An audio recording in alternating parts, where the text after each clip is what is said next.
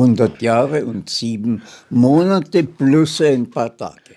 Als Dollfuss ermordet wurde am 25. Juli 1934, hat dann die Heimwehrjugend das Lied gesungen: Ihr Jungen, schließt die Reihen dicht, ein Toter führt uns an.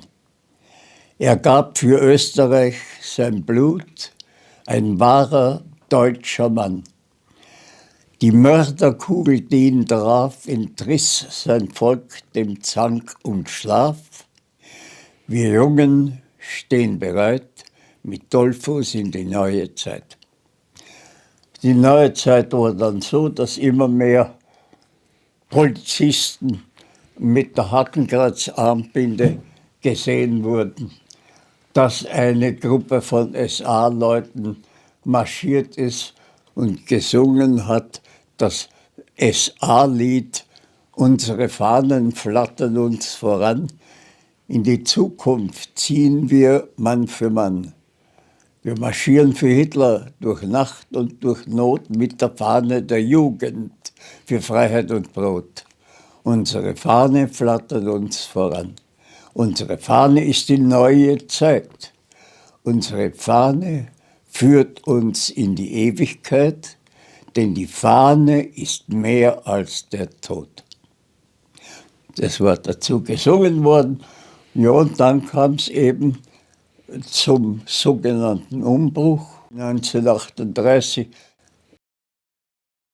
Es gab nach dem Ersten Weltkrieg eine Buchautorin, die hat das Buch geschrieben, Nie wieder Krieg. Und das ist eigentlich mein Glaubensinhalt. Nur die Großen halten sich nicht daran. Die werden immer katastrophaler. Es ist, also für mich, ich sage es ehrlich, wenn ich ein Kind heute sehe, denke man, um Gottes Willen. Danke, dass du als regelmäßiger Zuseher eine so große und wertvolle Stütze in unserem Friedensprojekt Lebensweisheiten von 100-Jährigen bist. Das alles ist nur dank dir und dank dem Vertrauen der einzelnen Familien möglich. Danke. Danke. Ich bin Daniel Bleunig, bin Begründer des Friedensprojektes Lebensweisheiten von 100-jährigen Menschen und bin diplomierter Gesundheits- und Krankenpfleger. Und genau diese wertvolle Zeitzeugengeschichte für den Frieden wirst du heute bekommen. Darf ich fragen, wie jung du bist? Ich bin 100 Jahre und 7 Monate alt und ein bisschen drüber. 100 Jahre und 7 Monate.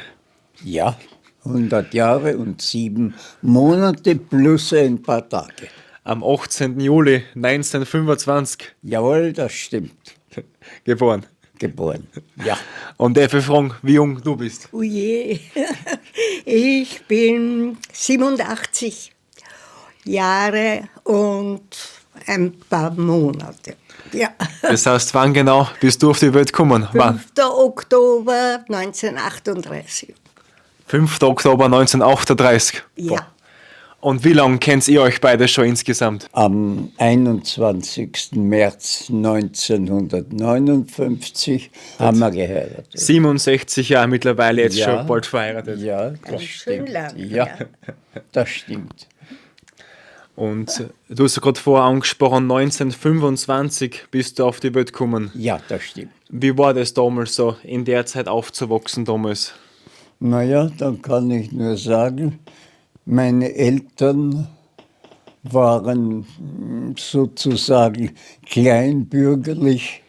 Mein Vater hat die Meisterprüfung gehabt für Buchdruckerei, konnte aber der Verwendung des Bleis dabei. Das Blei hat er nicht vertragen, eben den Beruf nicht ausüben. Hat dann, da war ich schon auf der Welt, die Matura nachgemacht und ist letzten Endes in der sogenannten Bauernbank tätig gewesen, die zur Landeshypothekenanstalt für Niederösterreich wurde. Und er war in gehobenster Position Börsendisponent, Direktionsrat und hat aus seinem Leben durch Leistung wirklich etwas hingebracht. Ja, und gewohnt haben wir bei den Großeltern damals. Und das war in der Windmühlgasse Nummer 10. Und dort war ein ganz kleiner Raum mit einem Blick hinunter in einen Lichthof. Das war meine erste Aussicht aus einem Fenster damals. Dort sind wir eingezogen. Es war eine Wohnung aus Zimmer, Kabinett und Küche. Man kam aber zuerst in die Küche, dann ins Zimmer und in unser kleines Kabinett. Und dort wohnten meine Großeltern mit den Eltern meiner Großmutter, meine Tante, der Onkel und meine Cousine. Und wir und ein Mädchen aus Winzendorf, meine zweite Heimat, Geburtsort meines Großvaters im Jahr 1874.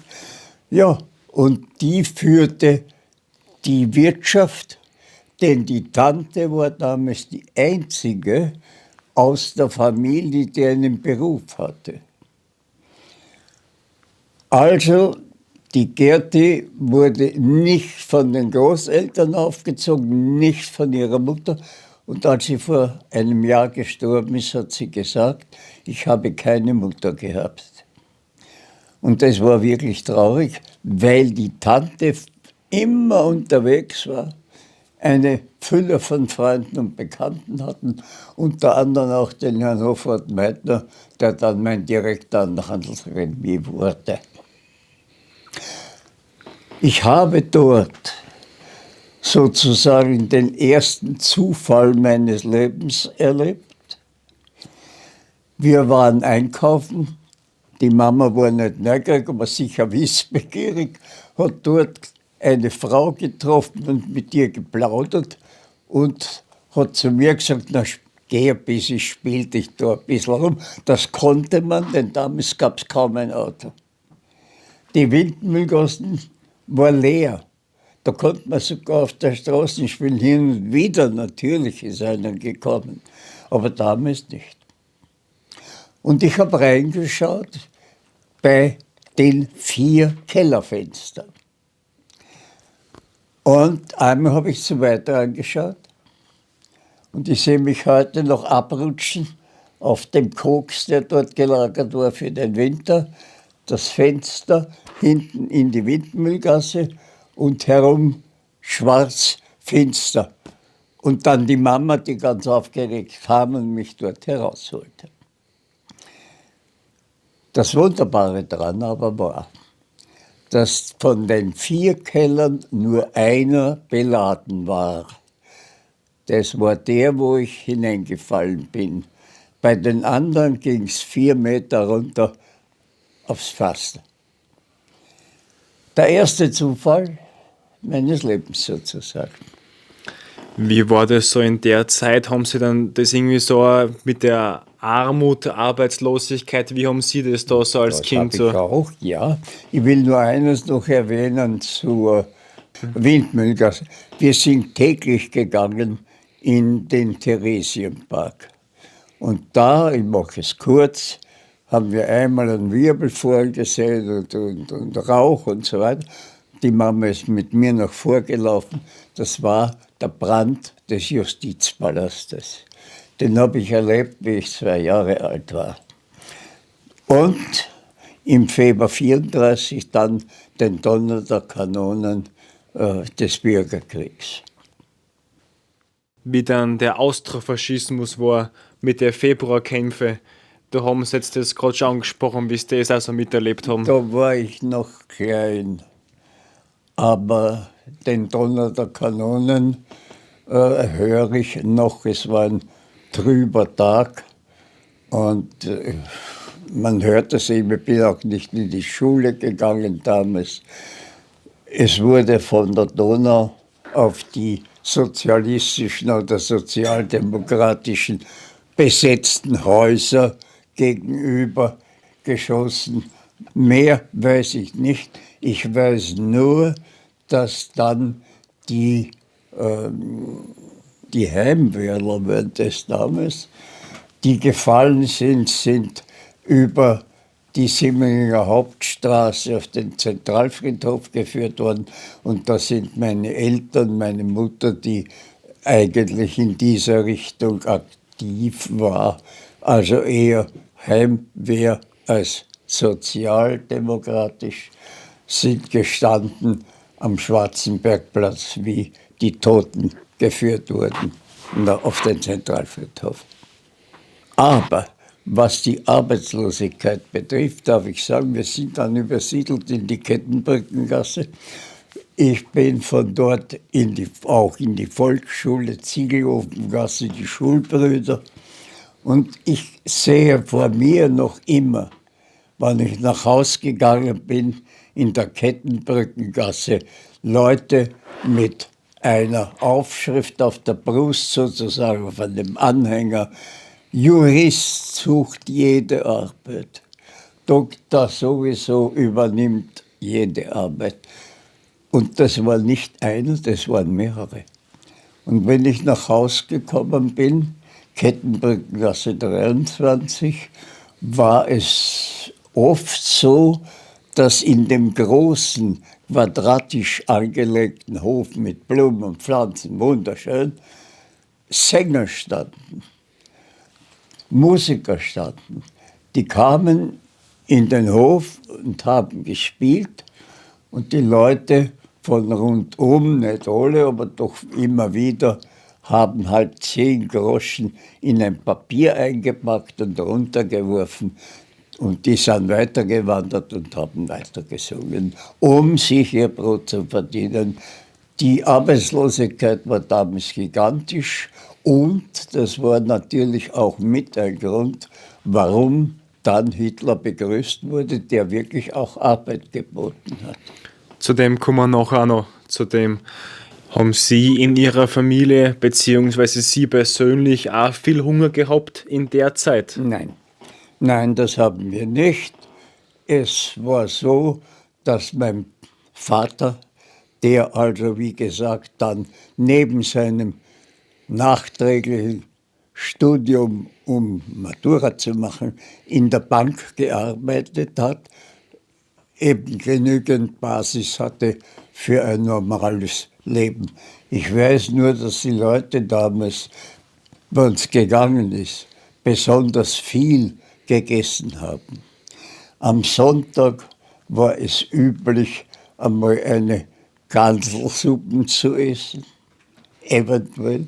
Dann unter anderem auch immer wieder eine fette Gans auf den Tisch kam, um sich vorzubereiten auf die Malakoff-Torte, die hinten nachgegessen wurde.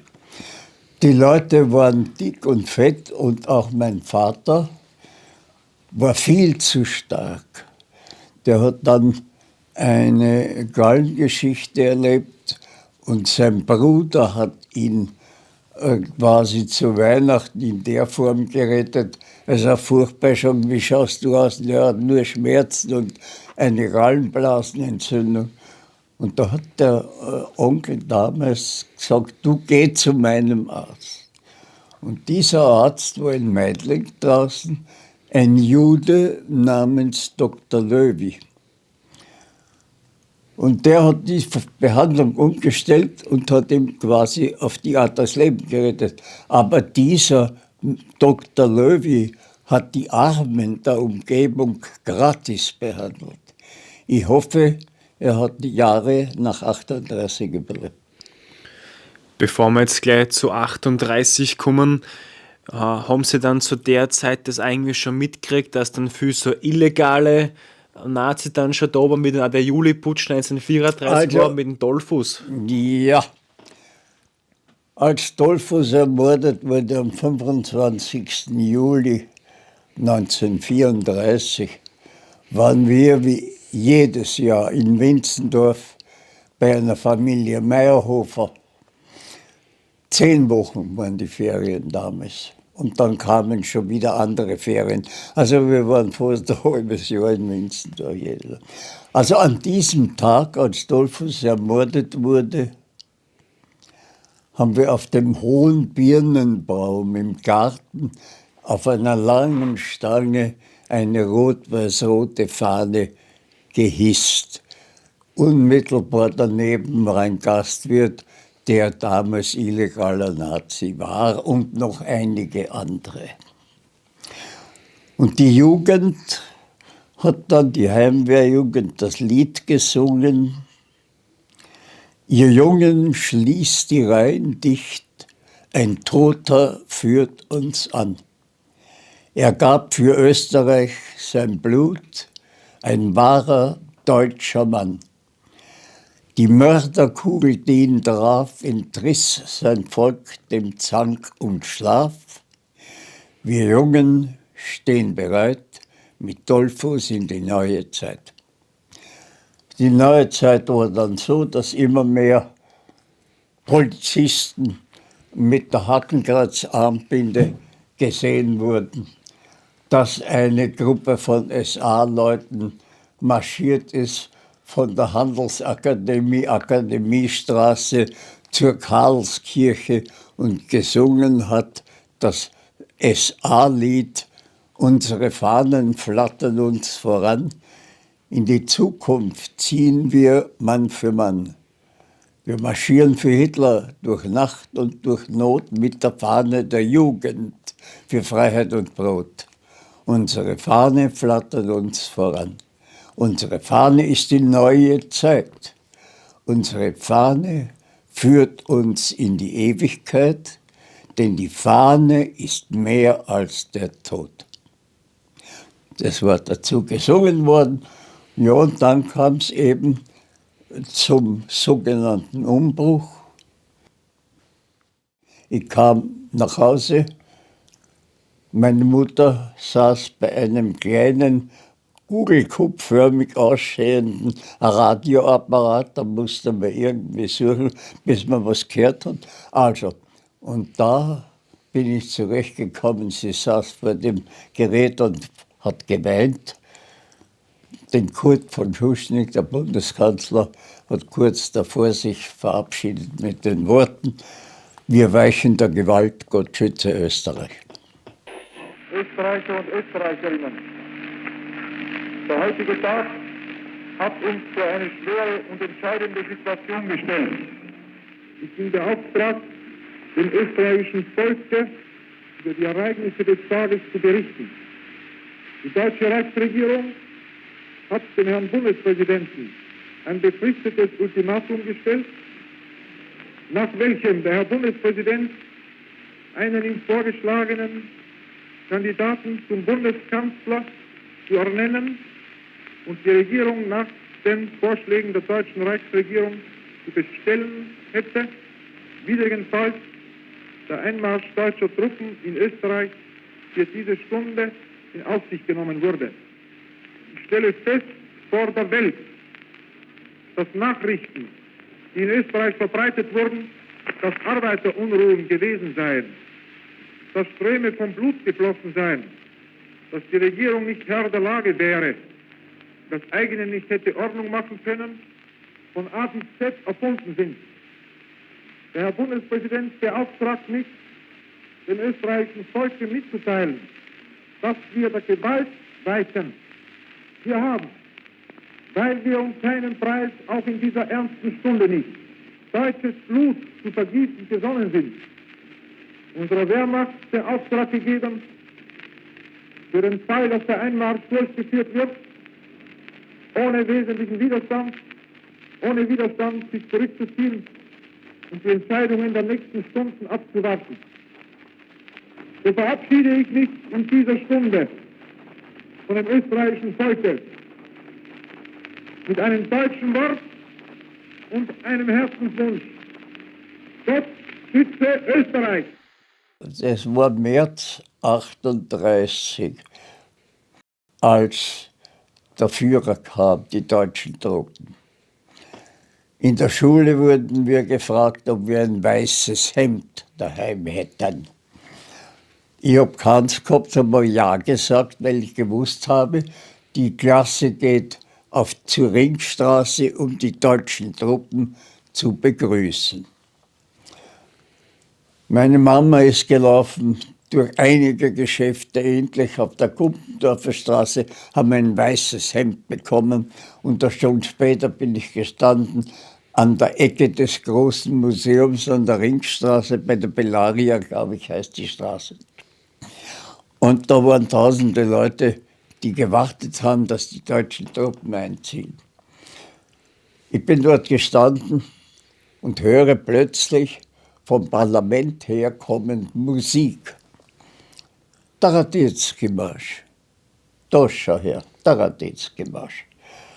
Und im Stechschritt und in 10 bis 15 Reihen sind die vorbeimarschiert, Richtung Oper, Imperial. Und haben dabei gesungen, wir sind die Musketiere vom Regiment Berlin, aber nicht den Radetzky-Marsch. Wir sind die Musketiere vom Regiment Berlin. Meine Eltern waren alles andere als eben Anhänger dieser neuen Gruppe. Sie wollten aber doch sehen, was da vor sich ging. Und so sind wir von der Margaretenstraße Richtung Zweierlinie am Konzerthaus vorbei, das Hotel Imperial links liegen lassen, den zweiten. Dann sind wir rausgegangen wieder und zurück Richtung Imperial, wo der Führer seine berühmten Eiernuckel angeblich gegessen hat. Da marschierte eine Gruppe vorbei und immer wieder, der Kurt ist fort, jetzt geht's uns gut, der Kurt ist fort, jetzt geht's uns gut. Kurt war der Schuschnigg, der Bundeskanzler, der sich verabschiedet hat, Tage vorher. Und es war eine Unmenge von Menschen vor dem Imperial. Und ich kann mich noch erinnern, was sie gerufen haben. Lieber Führer, sei so nett, zeige dich am Fensterbrett. Lieber Führer, sei so nett, zeige dich am Fensterbrett. Ich habe mir gedacht, spring herab vom Fensterbrett, weil da hätten wir ihn begrüßen können. Dann sind wir nach Hause gegangen. Ich bin am nächsten Tag in die Schule. Leute haben mir zugerufen, heute ist keine Schule. Ich bin trotzdem weitergegangen, an die 5 Schüler oder 6 sind vor dem geschlossenen Rainer Gymnasium gestanden. Ja, was machen wir? Es war zu. Und einer sagt, da kommt der Neuwirth. Der Neuwirth war der Englischprofessor. Er sah nur anders aus. Er hatte Stiefel an, weit nach außen hingerichtete Hosen. Und er kam. Und als er da war, haben wir gesagt, grüß Gott, Herr Professor. Heil Hitler! Das war das erste Heil Hitler, das hat uns gleich weggeputzt. Am nächsten Tag waren wir wieder, da war die Schule schon geöffnet. Und wir hatten dort auch einen Professor Gregor. Der Gregor, der hat eine Jugendgruppe geführt, die also bei allen möglichen feierlichen Anlässen, Messen und so weiter auch mit dabei war. Und der bestellt uns eine Woche nach Einmarsch in den Schulhof. Wir sind dort alle schön gestanden, was ist los? Und das wird schon sein. Die Schule hatte einen rechteckigen, großen, freien Raum. Eben diesen Garten kann man nicht sagen, weil nichts grün war, ein Hof sozusagen, mit einem großen Tor. Und durch dieses Tor kam ein Mercedes mit 4 braun gekleideten Männern. Der eine stieg aus, Hände hoch, Professor Gregor, Hand hoch, hiermit überstelle ich meine Jugendgruppe in die Hitlerjugend. Und so wurde ich sehr früher Hitlerjugend. Und dann ging es eben weiter, die Schule. Ja, die war natürlich in jeder Form auch dahin ausgerichtet, den Nationalsozialismus zu fördern. Am 2. Juli 1938 sind wir nach der Zeugnisverteilung ins Margaretenkino gegangen worden. Also ein Geschenk der Schule, nach der Zeugnisverteilung, noch eine Kinoaufführung. Hitler, junge Quecks. Der Hitler, junge Quecks wurde ermordet durch Kommunisten, durch irgendwelche Rote in einem Ringelspiel. Das haben wir dann mitgekriegt, dass also die bösen Roten die braven Schwarzen umbringen. Ja, und dann hat er schöne Ferien gewünscht mit Heil Hitler. Wir sind in die Ferien gegangen. Wo waren Sie da? Also, wie hat so das in der Hitlerjugend ausgeschaut? Wie war so da so Alltag? Es war eine Sache, die ich vorerst begrüßte, insofern, als ich durch Schriften, die herausgegeben wurde, zum Beispiel gehört habe, dass sie Ausflüge machen an den Neusiedlersee sogar. Wir waren nur immer in Wenzendorf. Und ich weiß, ich habe der Mama gesagt, na wenigstens komme ich jetzt wohin. Dass das auch am Ende Stalingrad sein konnte, hat ja keiner bedacht. Aber dann war der Zwang da, jede Woche der Heimabend. Heimabend gut und schön, aber das war nicht nur in einem Raum einer Schule in der Pressgasse, sondern danach waren praktische Übungen. Zum Beispiel in der Pressgasse auf dem Weg zu dem großen freien Platz am Naschmarktende der Pilgramgasse zu, war Platz genug, dass man auf den Zuruf des Scharführers ganz einfach auf den Boden musste, hinlegen, Marsch, Marsch, und auf diese Art robbte zum Norschmarkt hin. Und dann ist es weitergegangen auf diesem freien Platz. Übungen und Marschieren und Hinlegen, Marsch, Marsch. Also bitte. Ich war dann immer wieder, habe ich versucht, wenn es dunkel wird, dem zu entgehen. Die sind in einer Reihe gestanden. Ich habe die Schritte zurückgemacht und bin nach Hause gegangen. Und dieser Zwang, der war mir halt zu viel. Ich wollte dann nicht mehr. Und da hat einmal am Sonntag ein Termin stattgefunden, um die sogenannten Schlurfs zu verhauen. Im 10. Bezirk. Ein Schlurf, das waren die Leute, was weiß ich, mit den langen Haaren und ungepflegt und weg von allem, was Nationalsozialismus ist. Und das war ein Sonntagsnachmittag vorgesehen, diese Schlurfs im 10. Bezirk zu verhauen. Naja, der Schauführer hat damals gesagt, wir sollen um 3, Viertel 4 am Platz sein. Ich kam um 3, Viertel 4, da war aber niemand mehr da.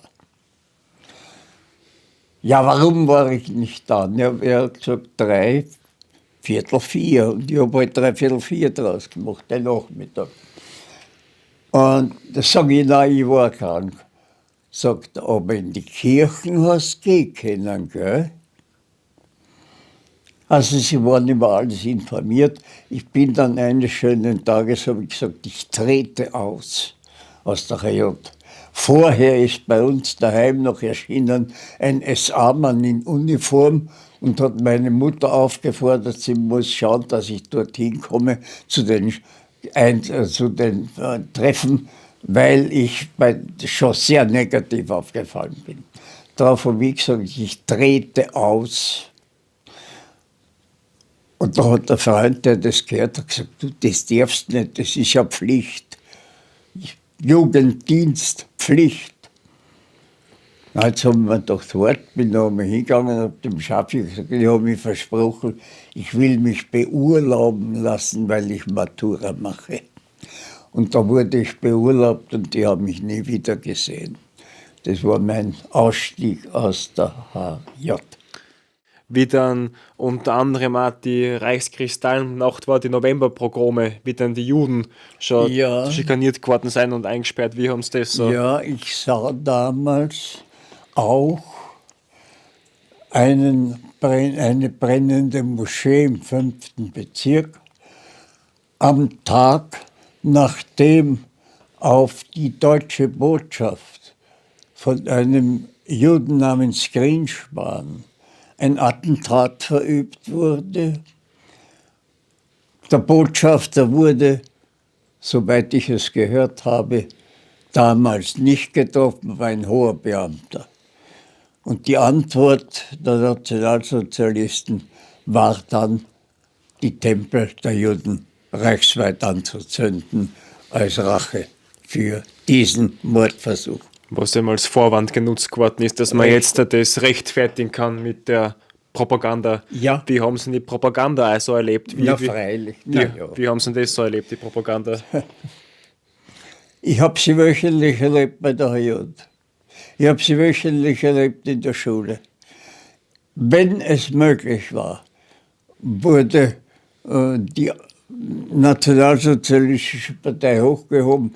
Es musste jeder das oder jenes wissen. Manche Professoren, wie der Buchhaltungsprofessor König zum Beispiel, der war kein Arzt. Der ist immer hereingekommen, schritt zum Katheder, im Umdrehen hat er so schwungweise die Hand gehoben und hat gesagt, setzt euch nieder. Und das war sein Heil Hitler.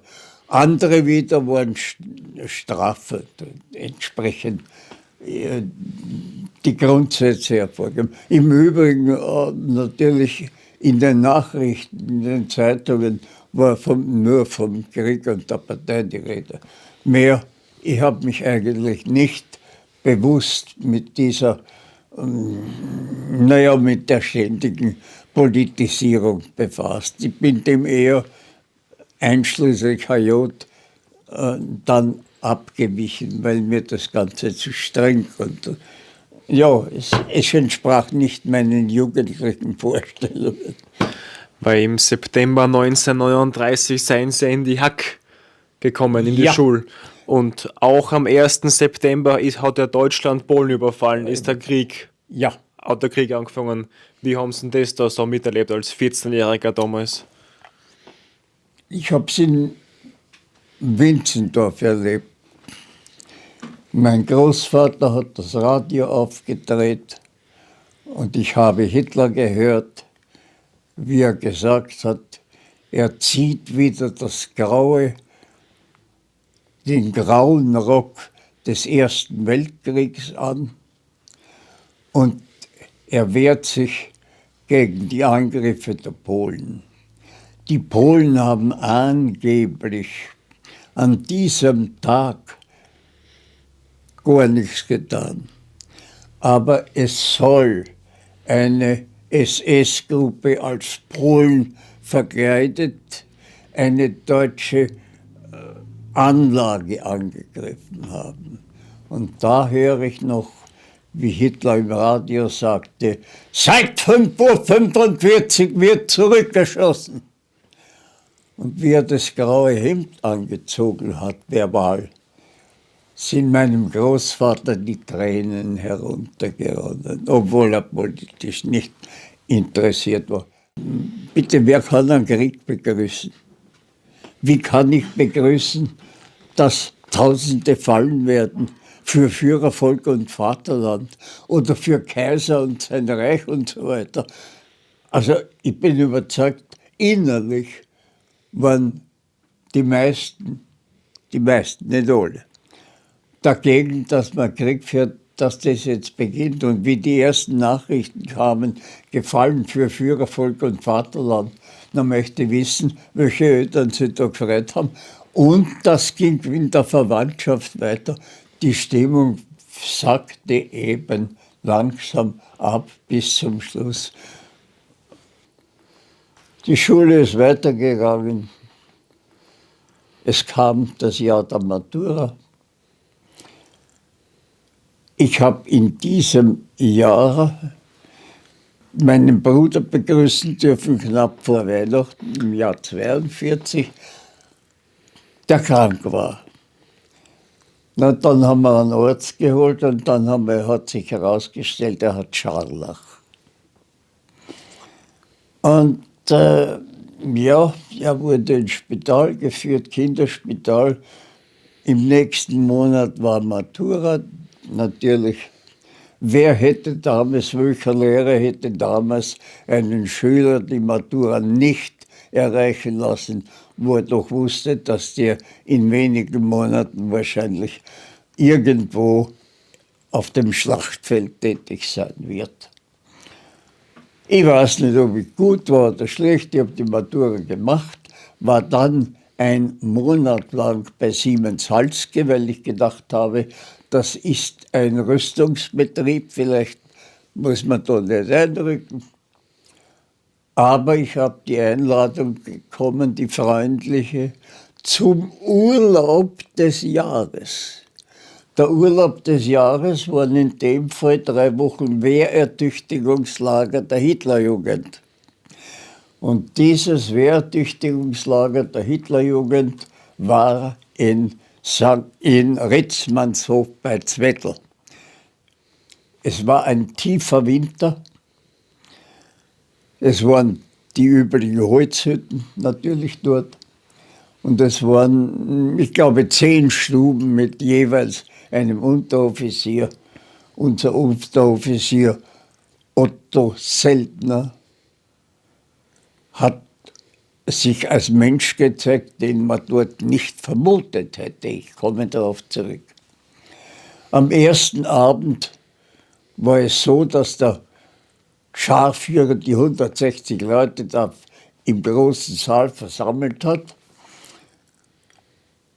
und hat den ersten gefragt, wie verläuft die Front? Der ist gestanden und geschaut, ja, von Leningrad nach Stalingrad. Stehen bleiben. Der nächste hat gesagt, na, ich glaube, von Stalingrad nach Leningrad. Also es sind 10 Leute mindestens gestanden, die die Frontlinie nicht genau wussten. Das hat keiner gewusst. Und dann fragt der Mittelstürmer von Rapid den Nächsten. Und der sagt, Bimbo Binder. Also den Mittelstürmer von Rapid hat jeder gekannt. Aber die Frontlinie keiner. Also er hat uns erklärt, ab nun, wenn er dies fragt, das muss so fließen. So, und dann sind wir in unsere Stuben und um Mitternacht wird gepfiffen. Um Mitternacht hat er uns alle noch wieder aus dem Bett geholt, aufgestellt und uns erklärt, was er von uns hält, weil wir das alles und so weiter nicht wissen.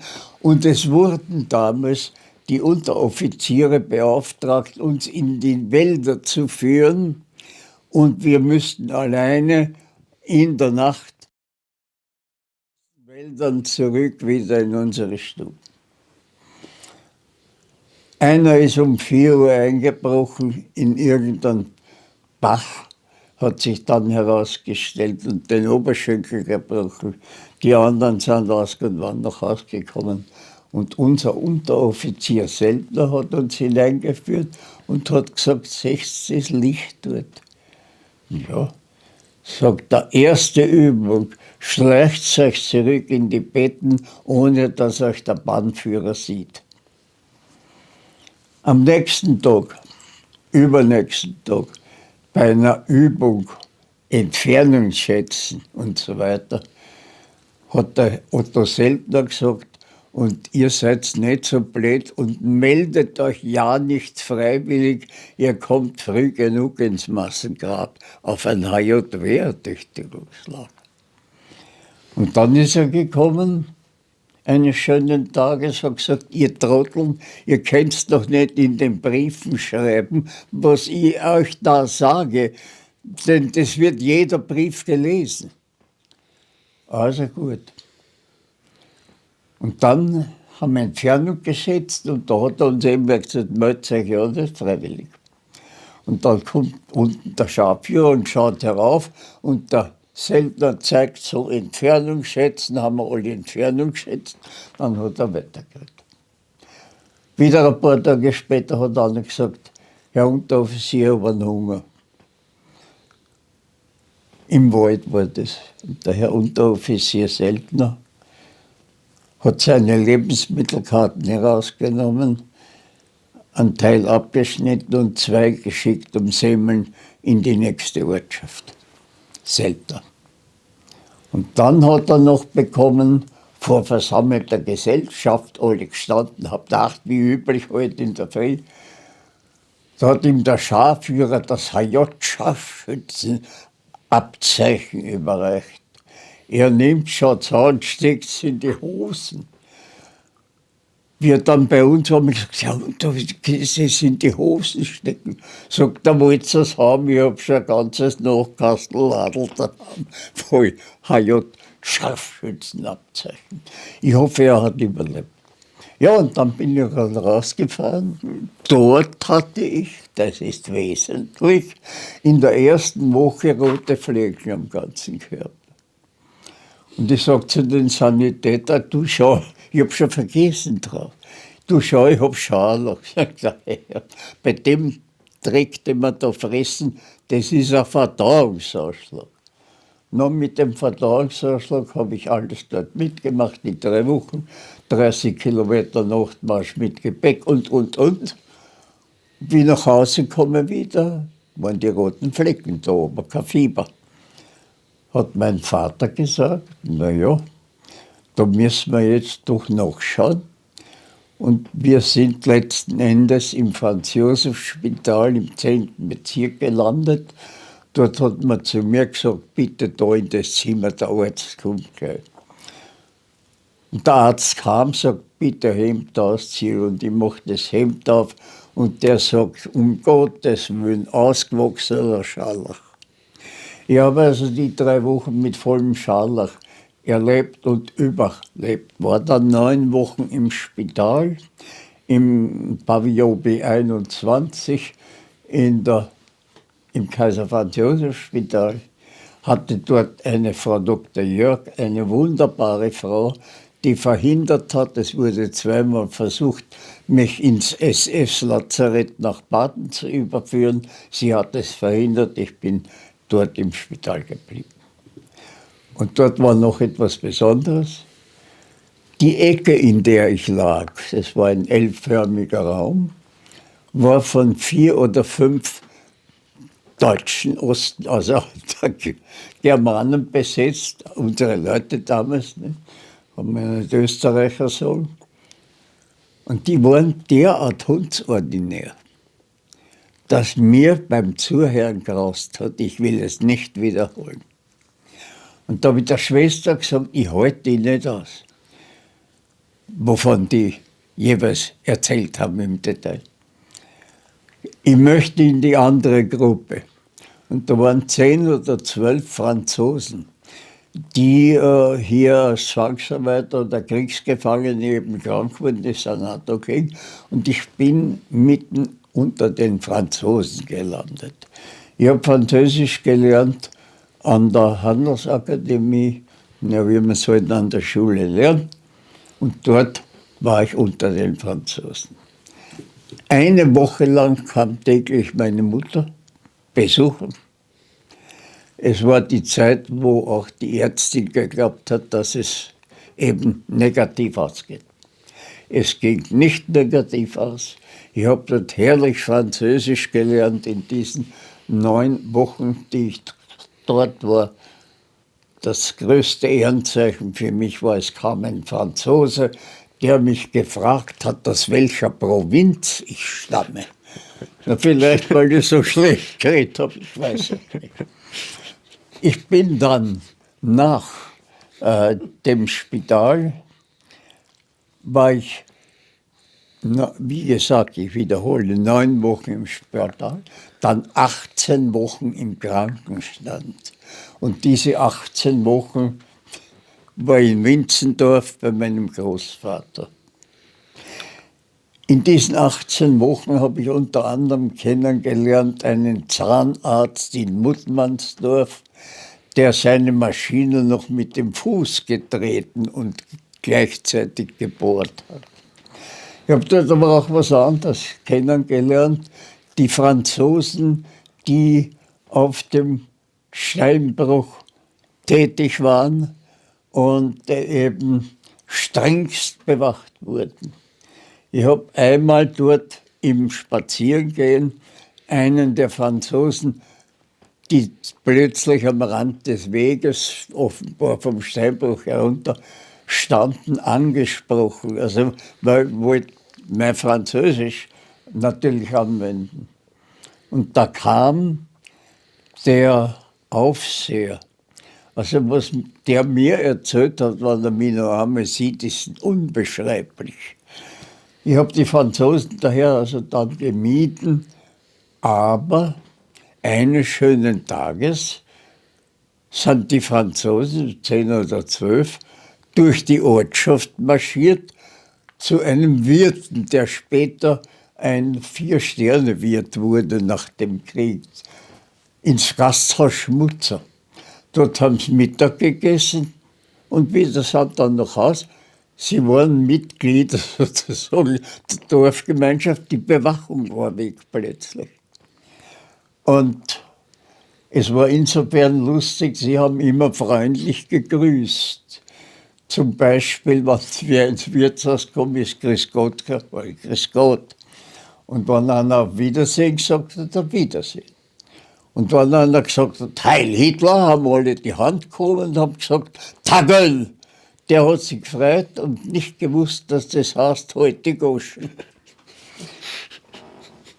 Und so lernte ich also einen Franzosen direkt kennen, also gut kennen. Ich schick's voraus. Der hat uns im Jahr 60 nach Frankreich eingeladen. Wir waren 4 Wochen in Frankreich, Rundtal abwärts, die ganze Côte d'Azur. Und das war der Mr. Marcel von Baron. Aber eines noch, ich habe von dort während des Urlaubs noch etwas anderes gemacht. Ich habe gesehen, wie sich die Front entwickelt und habe mir gedacht, nicht schlecht, wenn man Russisch kann. Und habe mir bei Langenscheidt gekauft 30 Stunden Russisch. Und bin dort gesessen und habe mir aus dem Buch heraus russische Grundbegriffe angeeignet. Как вы поживаете, товарищ? Wie geht es dir, товарищ? Спасибо, хорошо, danke, ja. Und was tust du so? Ne, повседневные мелочи, alltägliche Kleinigkeiten und so weiter. Und ich konnte dann, und das ist eine eigene Geschichte, also mit den Russen mich unterhalten. Und das ist, wie gesagt, eine andere Geschichte, wie die Russen gekommen sind, wie sie da geblieben sind. Winzendorf, 18 Wochen Urlaub. Ich habe den ersten Angriff gesehen auf Wiener Neustadt, den ersten Bombenangriff. Da bin ich rüber auf den Kalksteinbruch. Der Marcel, also vom Raum war da, sage ich, voilà, les avions d'ennemis. Mais non, Fred, mes avions d'amis, nicht Feindflugzeuge, Freundflugzeuge sind das, die da kommen. Also, das war Winzendorf, entschuldigen kurz noch, die Gattin des Chefs des Steinbruchs, Stibitz, war eingesperrt. Die hat eine Anti-Äußerung getätigt und ja, die Gestapo hat es verhaftet. Sie war damals nicht da, sie hat aber überstanden und kam wieder nach Hause. Inwiefern hat es denn damals so Meinungsfreiheit gegeben, dass man sich frei äußern hat können? Das bitte würde ich mit absolut gefährlich bezeichnen. Ich bin einmal mit meiner Mutter am Bahnhof gestanden, um nach Wien zu fahren. Und meine lieben Freunde Franzosen sind am Damm gegenüber zurück zu ihrer Arbeitsstätte. Und ein Monsieur Bled, wie er geheißen hat, ruft herüber: Qu'est-ce qu'il dit, Fred, Radio Londres? Fred, was sagt Radio London? Das war das war Rübe ab. Das war all, ich habe nicht hingeschaut, ich habe nicht gehört. Er wird dann von Marcel seine Ratschläge bekommen haben. Also es war äußerst gefährlich. Und allein das Radio London nicht möglich, es laut aufzudrehen, denn der Nachbar konnte das schon für eine Anzeige nutzen und du warst weg von mir. Also bitte Meinungsfreiheit in dem Sinne, nein. Haben Sie da mehrere Leute gekannt, die das irgendwie dann getroffen hat, dass sich die irgendwie geäußert haben? Ja, die war vom, Ja. Ja. vom Chef Steinbruch Besitzer. Ja, Stiebitz, die war ja gesperrt. Und anderes waren halt auch verschwunden. Ich habe aber persönlich keinen gekannt, der quasi verhaftet wurde und eben verschwunden ist, außer dieser Frau. Aber das wusste jeder, um Gottes Willen. Sie sagten zu mir Fred, die Franzosen, nicht Fritz. Oh, no. Fritz ist ein Schimpfname für die Deutschen. Walde Fritz, nach Friedrich dem Großen. Ein Schimpfname. Fritz verwendet man nur, wenn man wen beschimpfen will. Zu mir sagten sie Fred. Und wir haben aus Frankreich im Jahr 1960 unseren ersten Sohn mitgebracht. Der heißt Manfred. In Erinnerung an diese Zeit. Nach diesen 18 Wochen Krankenstand, eine gute Nachricht. Ich habe damals das Krankengeld für die Beteiligung 1 Monat bei Siemens Halske von der Krankenkasse 810 Mark bekommen. Ein hoher Bediensteter dort hat im Monat 180 gehabt, bis 200. Das war ein Spitzengehalt. Ich habe 810 Mark bekommen für den Krankenstand. Das war das Erfreuliche. Naja, und die letzte Musterung war im Jahr 1944. Mein Vater hatte als Arzt den berühmten Professor Lauda, ein Vorfahre des berühmten Rheinfahrers. Und am 20. April 1944, das weiß ich zufällig, warum werde ich dann auch erzählen, waren wir bei diesem Professor Lauda. Er sollte nach meiner Krankheit feststellen, wie es heute ausschaut und mir möglichst ja ein Zeugnis geben. Da haben wir gedacht, lebensrettend vielleicht, da muss ich was tun und habe im Warteraum tiefe Kniebeugen gemacht. Das Herz hat geschlagen. Und der Professor Lauda kommt, hört, na, sagt er, aber das Herz schlägt nicht immer so. Und hat gelächelt. Er hat aber dann Herzfehler festgestellt und beschrieben, halt kurz in einem Zeugnis. Irgendwo habe ich es, ich finde es nur derzeit nicht. Und wir gehen runter mit meinem Vater. Das war in Wien bei der Argentinierstraße, sagen wir so. Dort ist vorbeimarschiert gerade eine Gruppe SA-Leuten und hat gesungen, die Fahne hoch, die Reihen fest geschlossen. Es war Hitlers Geburtstag. Und da sind sie zum Platz, zum Schwarzenbergplatz und dort halt zu Bayern. Daher weiß ich das noch. Im April, Mai, im Mai muss es gewesen sein, April waren wir beim Arzt, war ich im Arsenal zur letzten Musterung. Und da habe ich gesehen, der Erste, der zurückkommt, hatscht herein, um sich wieder anzuziehen und nach Hause. Na, was ist? Ja, kriegsverwendungsfähig. Und dann habe ich gedacht, na servus. Und der mich empfangende Unteroffizier hat eine Harnprobe abgenommen, kommt herein, sagt doppelt positiv Eiweiß im Harn. Da muss man sehr vorsichtig sein. Habe ich gesagt, bin ich. Ich habe gewartet, dann bin ich drangekommen. Es saß eine Gruppe vielleicht von 10, 12 Offizieren mit dem Chef in der Mitte vorne in diesem Untersuchungsraum. Ich habe überreicht mein Dekret vom Lauder und die zwei mich Untersuchenden lesen das und schauen sie an und ich denke, man schaut die Harnprobe an. Na, sage ich, ja, mit der Niere habe ich auch zu tun. Ah ja, wo ist die Harnprobe?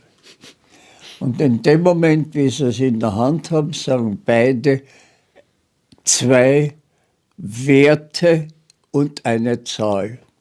Die Werte konnten leben oder tot sein. Sie konnten AV sein, arbeitsverwendungsfähig, oder KV, kriegsverwendungsfähig. Und geht zu dem Offizier hin, er schaut mir an und sagt, Kamerad, Sie sind arbeitsverwendungsfähig. Was werden Sie jetzt tun? Sage, ich bin an einer Kartenstelle tätig und studiere gleichzeitig an der Hochschule für Welthandel das Lehramt. Und er schaut und sagt, Kamerad, lernen Sie fleißig.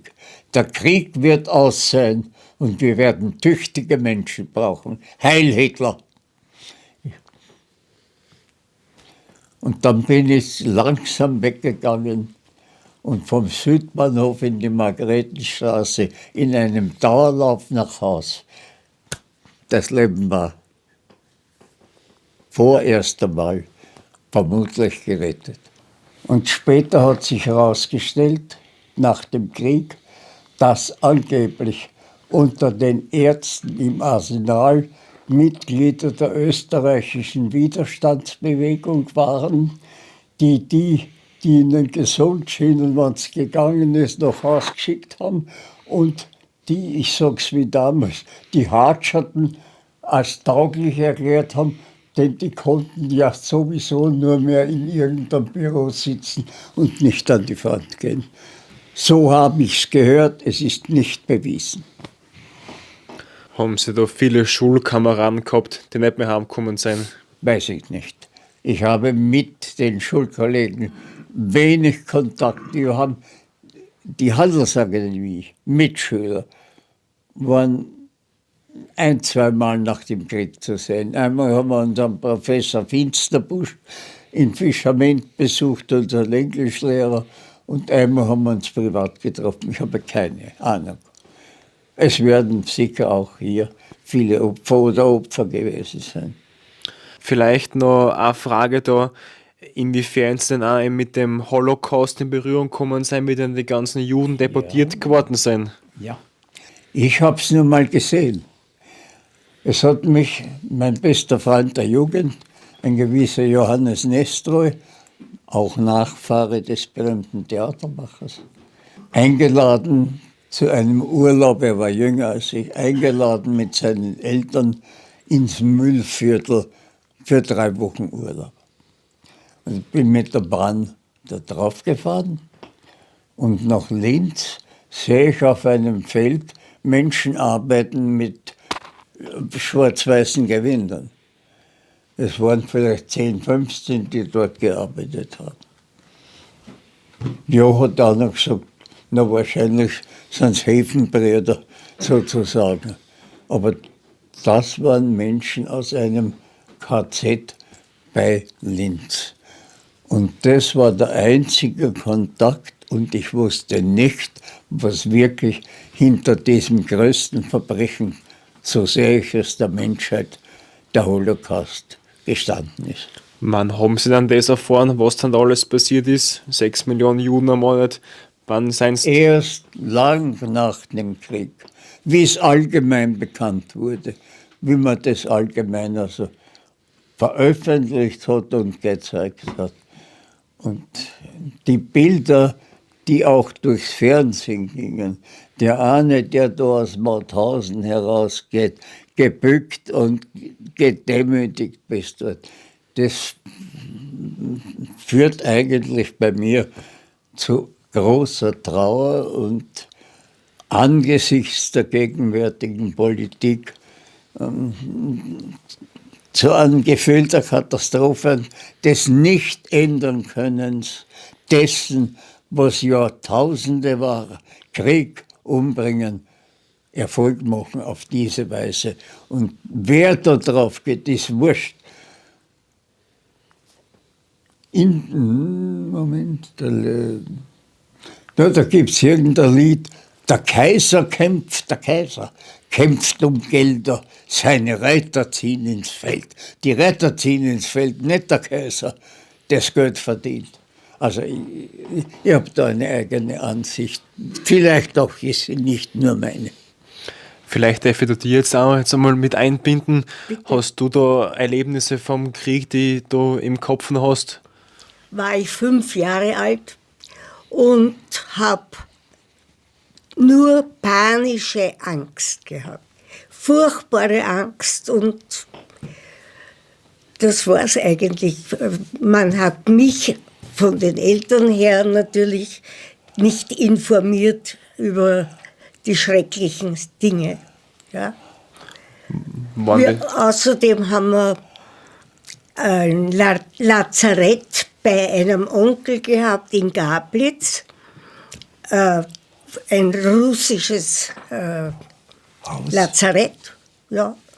Und ja, aber viel mehr kann ich mich nicht erinnern. Waren das dann auch so Bombenangriffe, was du dann so miterlebt hast, oder warst du da am Land oder in der Stadt, wie der Krieg war? Ja, waren wir eben bei diesem Onkel in Gablitz und der hat uns Quartier gegeben und gleichzeitig war dieses Lazarett mit den Russen dann bei uns. Und dann sind eben dann... Darf ich vielleicht noch über die Luftangriffe reden? Bitte. Ich habe sie natürlich alle erlebt, weil ich ja hier in Wien war, in der Kartenstelle.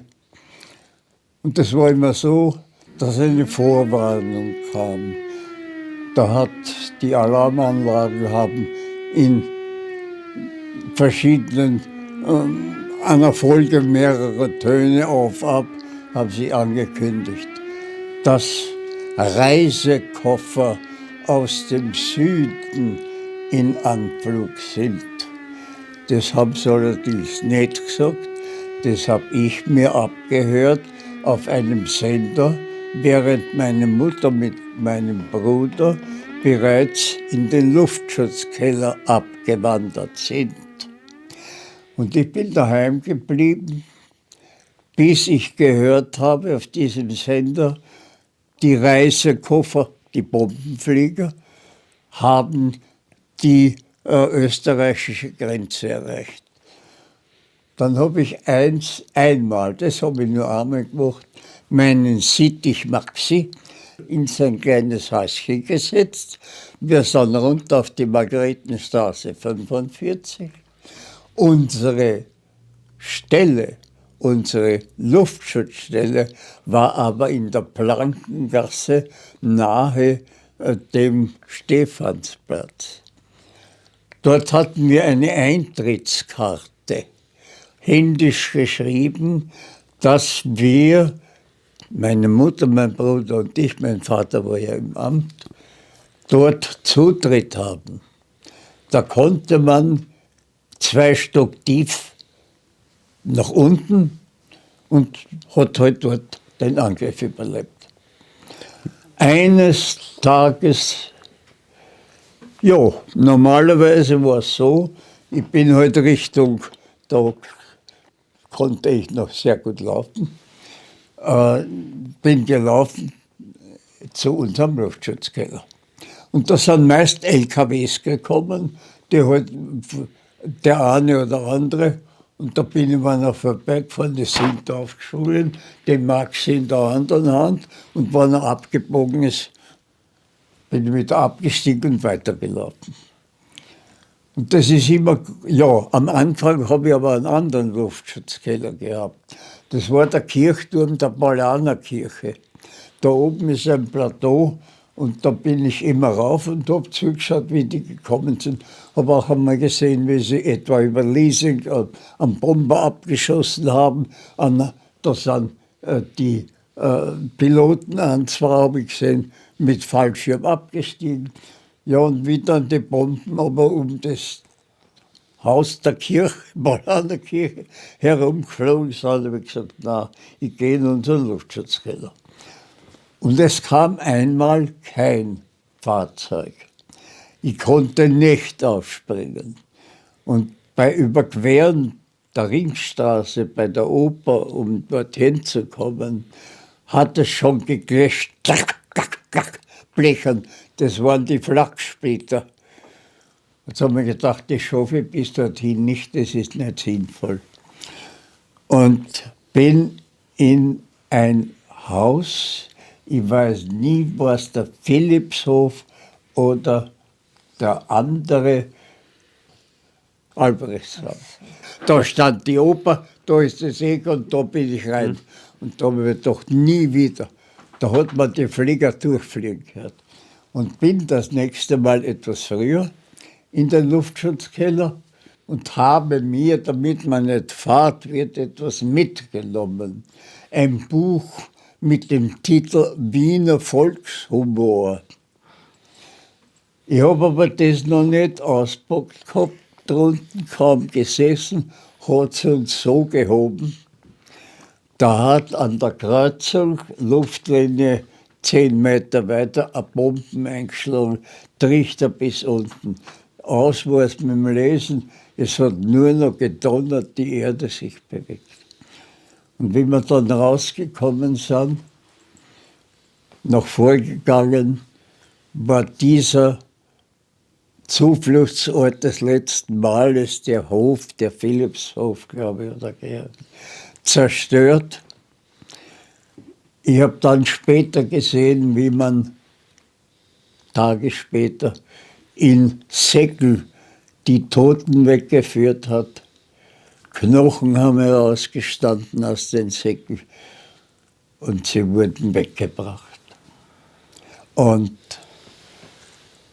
am gleichen Platz vor diesem zerstörten Gebäude lag ein amerikanischer Pilot mit dem nicht geöffneten Fallschirm.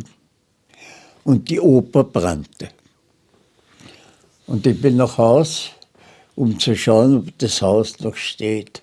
Es hatte Glück, zerstört war ein Haus 15 Meter weiter Luftlinie. Und wir haben das überlebt. Wie viele Leute waren da oft in so einem Luftschutzkeller? Wie viele Naja, Leute? das war, bitte, wenn man da nach unten geht und ein bisschen Zeit hat und schaut, sieht man Tafeln angebracht. Dort geht's hin durch den Keller zum Hof, dort geht's hin zum Stephansplatz. Also ein unterirdisches Gangwesen, das aus frühen Zeiten stammte, angeblich seit der Türkenbelagerung vorhanden ist und jetzt also genutzt wurde zu Luftschutzkellern. Und dann war dann die Rote Armee, die sowjetischen Soldaten dann am Vormarsch dann nachher dann. Also, ich habe wie üblich mit meinen Eltern, die in Winzendorf die Karwoche 1945 verbracht. Im Haus waren meine Großeltern und meine Tante, von der ich schon gesprochen habe. Sie war krank und bei den Eltern sozusagen zur Erholung. Der Garten, den der Großvater hinter seinem Haus hatte, führte bis zum Rand des Waldes. Er hat einen Weingarten dort gehabt, Obst, Gemüse und oben ein sogenanntes Prankerl. Von dem aus konnte man auf einem kurzen Weg in den Wald und auf der anderen Seite hat man bis zum Leitergebirge gesehen. Nach Norden der Blick bis einschließlich Wiener Neustadt und im Süden der Blick über den Semmering bis zum Schneeberg. Ein weiter Blick. In dieser Karwoche hat man gehört, dass die russische Armee bald die österreichisch-deutsche Grenze erreicht haben wird. Und es war auch wahrzunehmen, fernes Dollen, aber noch fern. Und ich bin raufgegangen zum Bankerl und habe zum Leitergebirge geschaut. Und dort hat man Wolken gesehen und so weiter, also Kampfspuren, aber vor allem auch Sturzkampfflieger. Die Sturzkampfflieger sind, als ich sie zum ersten Mal gesehen habe, hinter dem Leitergebirge verschwunden gewesen. Ein paar Stunden später gehe ich wieder rauf. Die Sturzkampfflieger fliegen noch immer hinter dem Leitergebirge. Und als ich das dritte Mal hinaufging, stürzten sie vor dem Leitergebirge ab und griffen in die Kämpfe ein. Das heißt, die Russen hatten das Leitergebirge hinter sich und waren auf dem Marsch nach Wien. Die Eltern verstehen dich sofort natürlich. Wir haben die Räder bestiegen. Mein Vater war nie Sportler, der hat sich sehr schwer getan, aber er ist auch gefahren. Mein Bruder, meine Mutter und ich sind nach Wien gefahren. Die Reichsstraße damals. Es gab noch keine Autobahn. Die Reichsstraße war Wagen für Wagen mit Flüchtlingen besetzt. Pferdewagen mit entsprechenden Leiterwagen hinten dran. Die Leute mit ihren Habseligkeiten in einer unendlichen Reihe Richtung Wien. Es waren Tieffliegerangriffe, aber nur kurz. Also sind halt herunter drüber gebraust und haben irgendwo hingeschossen. Nicht allzu viel. Als wir dann nach Mödling kamen, dort macht die Reichsstraße eine lange Spur nach oben, habe ich einen Panzer kommen sehen und habe gedacht, das ist eine gute Idee.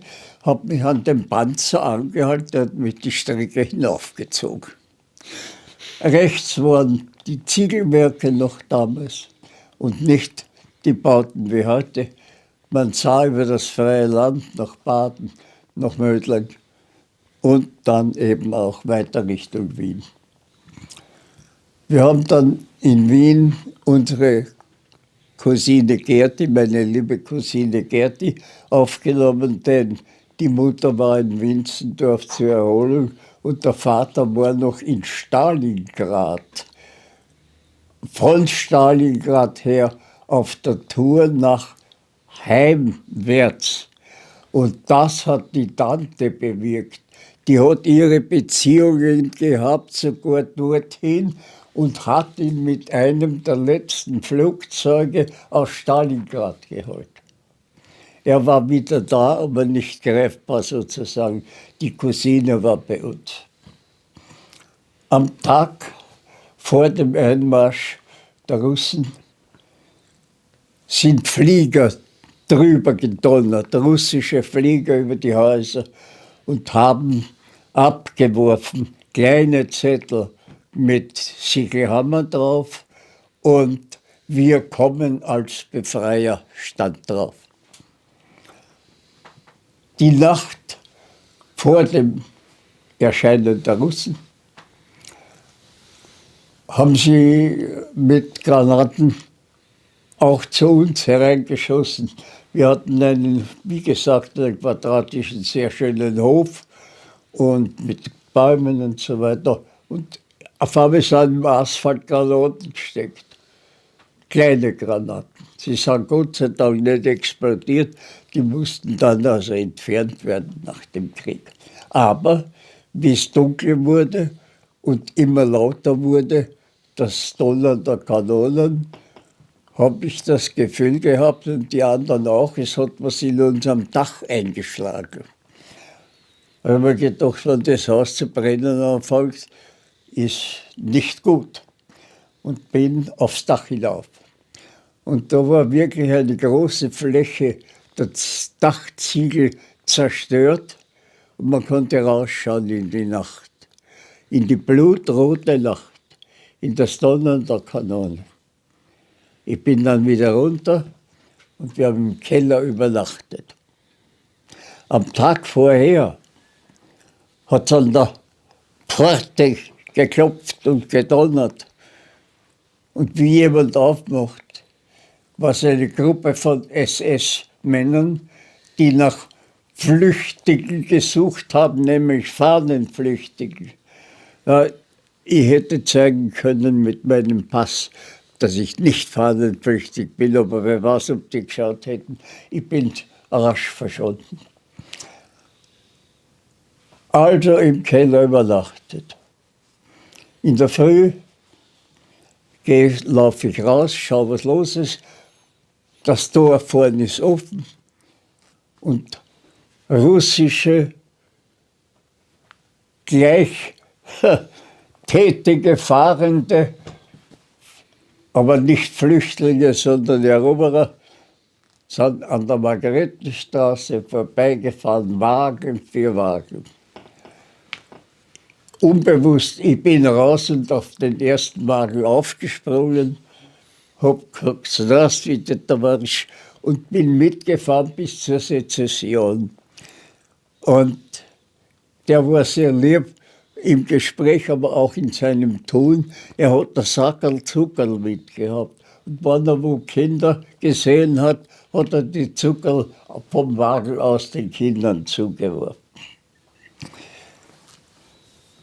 Die Besatzung hat damals, so hörte man, das Recht gehabt, 4 Tage lang zu tun, was ihnen Freude macht.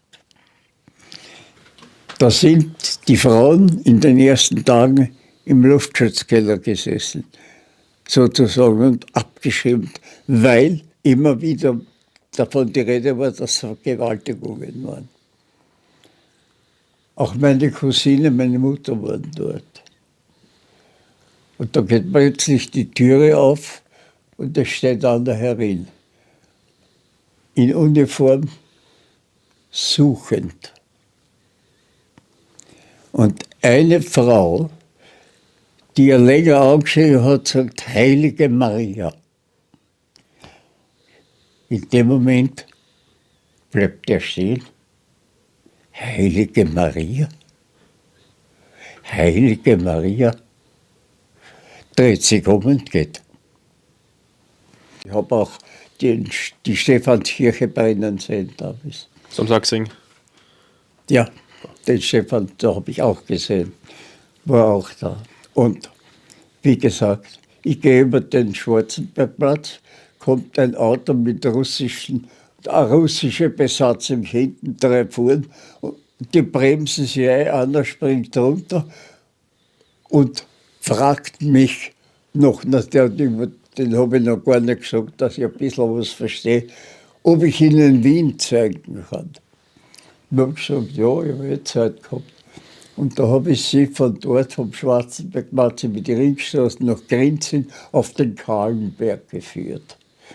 Ja, da haben sie sich sehr gefreut, sind dort in ein Gasthaus gegangen, das einzige, das offen hatte, und wollten dort was haben. Und der Wirt hat wirklich nichts gehabt, außer ein halbes Glas saure Gurken. Ja, das haben sie auch dankbar übernommen und sofort den Wodka ausgeladen. Eine Flasche, noch ein. Und einer von den russischen Mitfahrern stellt mir ein Glasl in der Größe hin, voll mit Wodka. Ich habe noch nie einen Wodka getrunken. Ich habe es auch noch nicht gekostet. Höre ich, wie der Chef der Gruppe irgendwas Unfreundliches sagt. No, keine Reaktion. Dann wird der laut, der Vorsitzende, und der Geber des Glases zieht das Glas zurück. Der hat auf mich aufgepasst, dass ich nüchtern bleibe und nicht umfalle. Ich habe sie dann geführt in den Stadtpark zum Schubertbrunnen. Dort habe ich mich verabschiedet, bin nach Hause gegangen und gerade wie ich wiedergehe, über den Schwarzenbergplatz fahren sie vorbei und winken und schreien Hurra und so weiter. Ich bin wenige Tage nach dem Einmarsch auf den Naschmarkt runtergegangen und habe geschaut, was da los ist.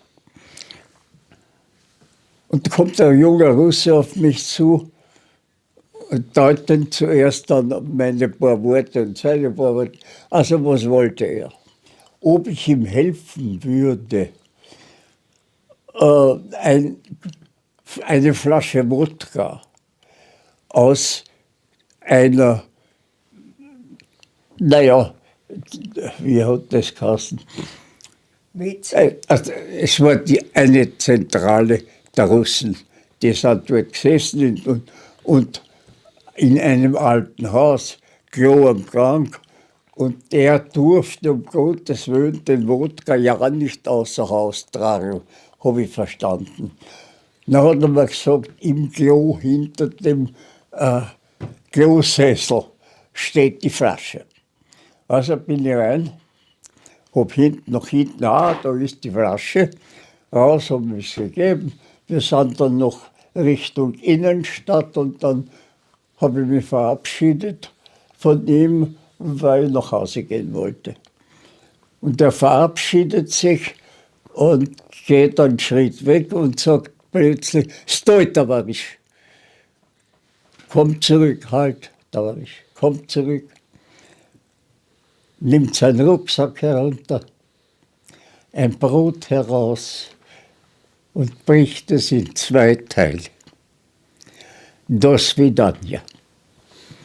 Es hat auch ein anderer Brot gebrochen, habe ich mir gedacht. Und dann wollte ich oder sollte ich nach Winzendorf fahren, um zu sehen, wie es meinen Großeltern geht. Am Südbahnhof bei der Durchfahrt Triester Straße stand ein russischer Offizier. Ich habe ihn angesprochen, wir haben uns unterhalten. Er wartet auf einen LKW, denn er muss nach Süden fahren. Habe ich gesagt, ich auch, ich will nach Winzendorf, zu den Großeltern. Dann plötzlich hat er eine gute Idee. Nimmt seine Revolver heraus, zieht durch, druckt man in die Hand. Wenn Faschist kommen, du schießen. Und er hat begonnen, die Leute also zu untersuchen quasi, kommt da ein Nazi oder das. Ich habe jeden angebrüllt, ich schieße nicht. Das hat er nicht verstanden, aber die anderen haben es verstanden. Und dann kommt einer, der 4. oder 5., und zieht einen Ausweis heraus, wo oben das Hakenkreuz ist. Das war der Schein, mit dem man noch Lebensmittelkarten besorgen konnte. Na, der sicher. Ich soll schießen. Schießen, schießen. Ich schreie den anderen an, ich schieß nicht. Und dann ist mir was eingefallen. Stoj, Tavarisch. Greife in meine Brieftasche und zeige ihm denselben Ausweis. Der hat mir angeschaut lang. Dann hat er einen Kopfbeil, die Pistolen genommen, entsichert und eingesteckt. Und dann hat er geschrien, weil das Auto war weg, auf das er gewartet hat. Und die weibliche Polizistin wurde verständigt, dass wir beide ein Auto in den Süden brauchen. Da ist dann ein LKW gekommen, da sind 2 Russen oben gesessen. Die haben gegessen, einer Wurst, einer Brot. Und wir sind nicht lang oben gesessen, hat der Offizier, mit dem ich da gestanden bin, etwas auf Russisch gesagt, was ich nicht verstanden habe. Also es hat geheißen, sie sollen mir was zu essen geben. Nachdem er das zweite Mal lauter das durchgesagt hat, hat er das Brot brauche ich auch nicht die Wurst. Aber in Winzendorf war auch ein Mann namens Hering. Und der Hering war ein Nachbar meines Großvaters. Der war unbeliebt im ganzen Ort. Meinen Großvater, der dort geboren war, hat er einen Zurgrasten genannt. Und in der Munitionsfabrik Schaffler am Südende von Winzendorf mit entsprechendem Abstand zum Ort hat er sich angelegt mit den russischen Zwangsarbeiterinnen. Naja, 2, 3 Tage nach dem Einmarsch klopft es an die Tür des Herrn Hering. Da waren 3 Russen da. Einer mit einer Schaufel, einer mit der Puschka. Und der ging in den Wald und hat dort sein Grab schaufeln müssen. Da haben sie ihn reingeschossen.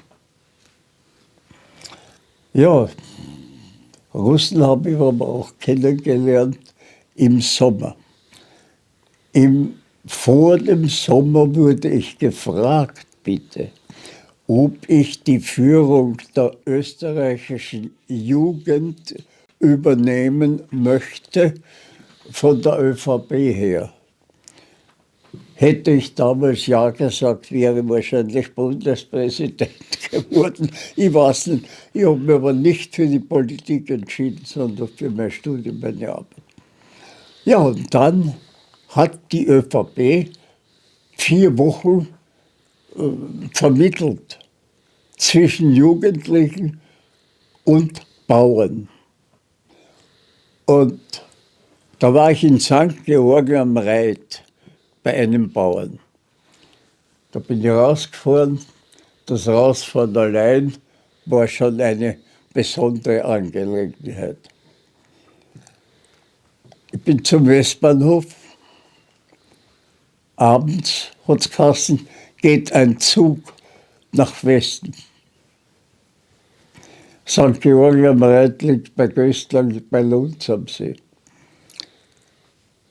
Wie ich dorthin komme, waren nur wenige Leute da, von dem Zug keine Rede, aber ich wurde eingewiesen, ich soll ums Eck gehen, wo die Aufgabe auch von diversen Lagergütern, die zu befördern worden waren. Und dort bin ich eingestiegen. In einen offenen Waggon, da waren 4 oder 5 Leute drin, die auch reisen wollten nach dem Westen. Der Zug ist um Mitternacht etwa weggegangen und war schon um 6 Uhr in der Früh in Böchland. In Böchland bin ich ausgestiegen, mit mir noch einer ausgestiegen. Und der musste auch nach Kimberg, Gamming und so weiter. Und wir beide haben gefragt, na, wann kommt der Anschluss? Sagt der Mann dort, der Bahnbeamte, na bald, in circa 3 Wochen. Dann sagt er, wir wollen ja heute. Naja, es kommt manchmal eine Lokomotive herüber und dann können sie mitfahren bis Kimberg-Gamming. Nur die Lokomotive kam nicht. Also was machen wir? Nehmen unsere Koffer und marschieren los. Zielorientiert 40 Kilometer. Nach 30 über leere Felder und so weiter, eine Straße. Jesus, da kommt ein LKW. Den haben wir aufgehalten. Der hat sich aufhalten lassen und uns mitgenommen. Und wie wir in Kimberg einfahren, fährt auf der anderen Seite der Zug, der Anschlusszug, bereits über den Berg und war weg. Jetzt haben wir dort ein paar Stunden gewartet, dann kam der Nachtzug. Wir sind eingestiegen, das hatte nur mehr ich allein, der andere ist dort geblieben und losgefahren. Und nach wenigen Kilometern in Göstling an der Ybbs bleibt er stehen gegen Mitternacht. Er wird um 4 Uhr geht's weiter. Also bin ich in den Zug gesessen und fort. Um 4 Uhr ging es weiter. Ich bin dann ausgestiegen in St. Georg am Reit. Es war alles noch finster, es war früher am Morgen gegen 5. Ich bin zum Stall, habe mich zu dem freundlichen Rindvieh ins Stroh gelegt und dort hat mich der Bauer gefunden. Das war lustig, da hätte ich mähen müssen und so weiter. Ich habe es ja gekonnt, von Winzendorf her. Aber wie? Das hat ausgeschaut, wenn ich gemäht habe, wie umgeackert. Aber es kamen täglich Russen und wollten ein bisschen etwas haben. Und einmal, wo ich wieder mähen, höre ich, wie der Russe zum Bauern sagt, nix, du, wo Wiener? Nur der Wiener war dann täglich eingesetzt. Wir haben uns unterhalten und einmal hat er mich gebeten, ihm zu helfen, das Essen über die Ybbs zu transportieren. Er hat mir am Ufer der Ybbs die Maschinenpistole in die Hand gedrückt und am Kopf durch die Ybbs wartend die Lebensmittel vorangetragen. Die waren ihm wichtiger als der Busch. Und dort habe ich eben erlebt, dass ein Soldat, der Auto einkauft, ja, einer hat gesagt, er ist gekommen und gesagt, Most. Most heißt aber auch Brücke. Jetzt habe ich gesagt, da muss er 2 Kilometer gehen, dort hat er die Most, die Brücke über die, nix, da, Wodka, und Most. Also hat er Most geholt und so weiter. Wir sind gut miteinander ausgekommen. Ja, und der eine am Ende unserer kaufmännischen Verhandlungen, wo er halt auch ein bisschen was bekommen hat, bleibt da stehen, um sich quasi zu verabschieden und dreht sich noch in Seite. Was schaut er? Dann dreht er sich nochmal rundum und dann macht er sein Hemd auf. Er hat ein goldenes Kreuzel da, das ihm seine Mutter in den Krieg mitgegeben hat. Das hat er mir gezeigt. Die erste Wahl wurde ausgerufen und diese erste Wahl war dann, glaube ich, im Oktober. Da war wieder Sonntag, Paulanerkirche. Da hat uns der Monsignore Schneider, ein lieber Freund, zugeflüstert, ÖVP, ÖVP. Wer hat die Parteien damals gekannt? Und auf dem Weg dorthin kommt mir ein Jugendlicher entgegen. Ich weiß nicht, er hat irgendwas in der Hand gehabt und sieht, dass ich entgegenkomme und nicht aus seiner Klasse stammen dürfte. Hat er mir zugebrüllt, Arbeitermörder, Arbeitermörder. Ich habe weder einen umgebracht noch gewusst, was er meint. Also es waren noch sehr hektische Zeiten. Ja, und dann war ein Chef der Stadt Wien oder, ich weiß nicht, Niederes, eher Wien, ein gewisser Fischer. Und der war Kommunist und hat die Stadtschlüssel übergeben bekommen, nach dem, was ich gehört habe. Und da kam es also zu Verhandlungen mit ihm. Die Kommunisten haben damals eigentlich einen vergleichsweise höheren Wert gehabt bei der Wahl. Und dann kam es zu Verhandlungen mit der ÖVP und es ist nichts weitergegangen. Und da ist einer draufgekommen, wir haben doch den Christofitsch Binder. Christofitsch hat gute Weine, so wie seine findet man keine. Und da wurde ein Treffen vereinbart in der Argentinierstraße. Fiegel Fischer mit dem Nationalabgeordneten Christofitsch Binder. Und ich war aber gleichzeitig mit Christofitsch Binder Nachhilfeschüler des Sohnes Herbert. Die haben mich dann eingeladen, im Sommer war ich 3 Wochen eben südlich von St. Pölten und dort war ich 3 Wochen. Da konnten wir ausreiten, wir haben Pferde gehabt. Da war der Hofrat Meitner mal auch zu Besuch. Den haben wir auf ein Pferd gesetzt, weil der hätte da nie drauf gefunden. Also es waren heitere Tage.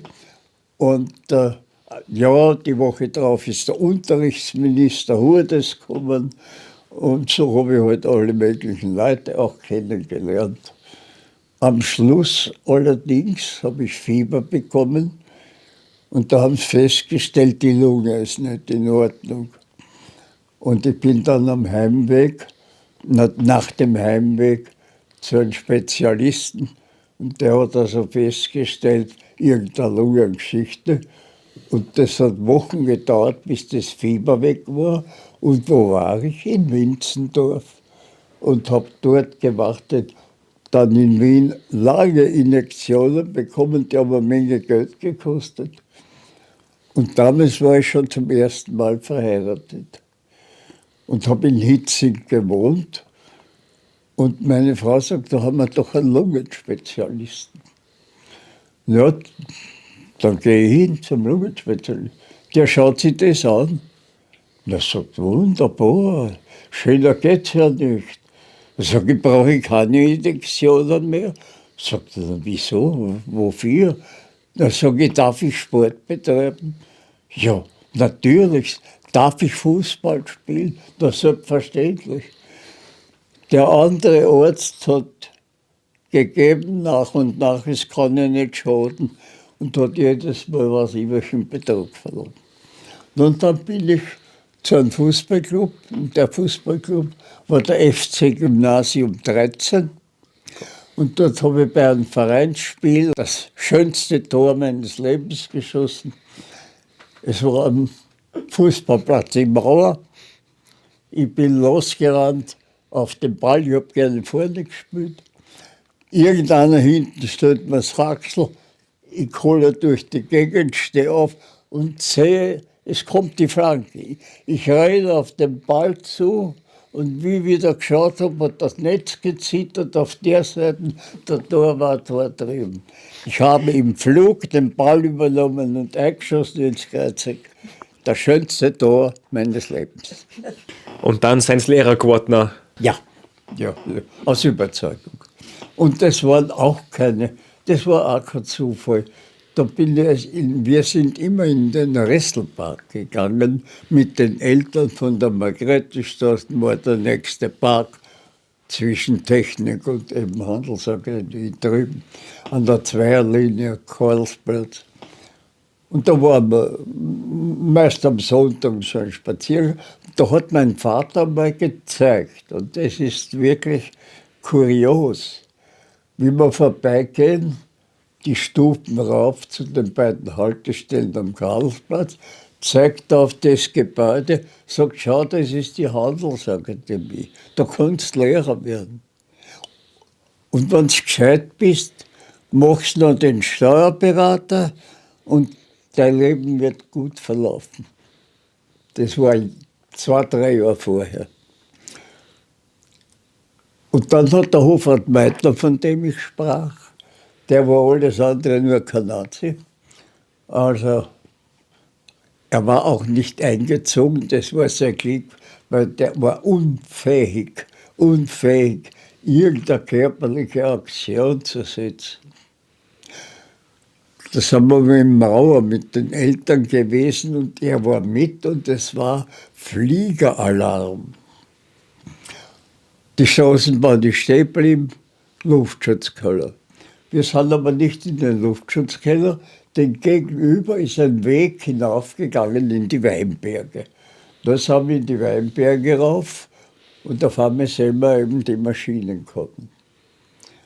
Und der Onkel Ernst, der Hofrat Meitner, spannt seinen Regenschirm auf. Ich schaue da, sag ich, es regnet.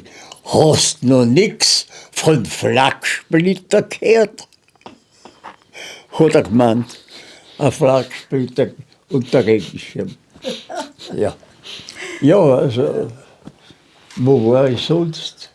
Als Lehrer, warum Als Lehrer, ja. war das für Ja, Sie? ja, schau. Und das ist dann so gewesen, dass man der Onkel Ernst immer wieder Nachhilfeschüler geschickt hat.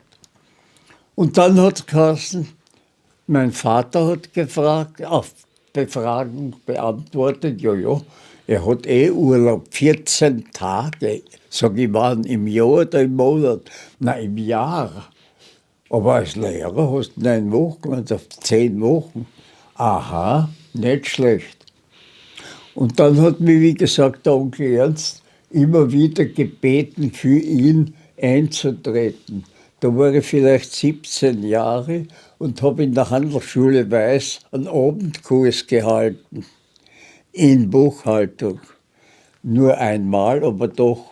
Und so habe ich halt Kontakt zum Lehrberuf gehabt. Und die 10 Wochen waren ja auch nicht so ohne und zum Wegwerfen.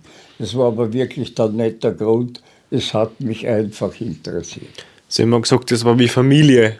War das mit den Schülern wie eine Familie?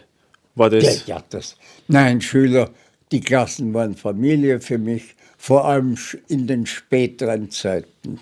Am Anfang, bitte, musste ich durchgreifen.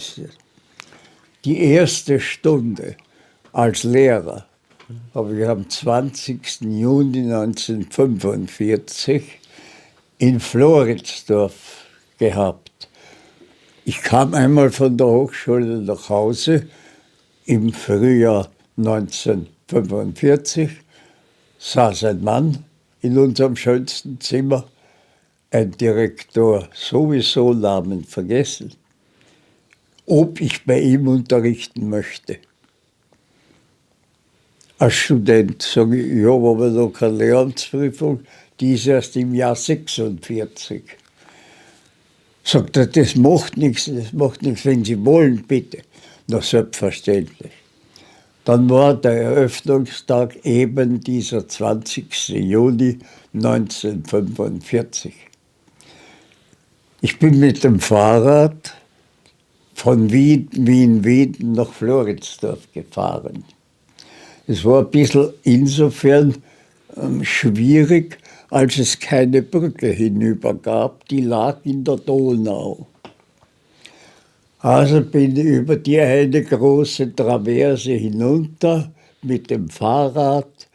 Wenn einer entgegengekommen ist, hat man sich wechselseitig gehalten, damit man nicht in der Donau verschwindet. Am unteren Ende dieses Teiles waren ungefähr 1,5 Meter bis 2 Meter Wasser der Donau zu überqueren und dann ging es wieder bergauf. Also Donau überquert. Wo ist die Schule? Kommt der junge Mann daher, sagt, wo ist die Schule? Sagt, da kannst du mitkommen, ich gehe auch hin. Na, ich bin dann trotzdem allein gegangen. Und nach einer kurzen Konferenz, ging es in die Klasse. In die erste Klasse ist der Direktor mitgegangen.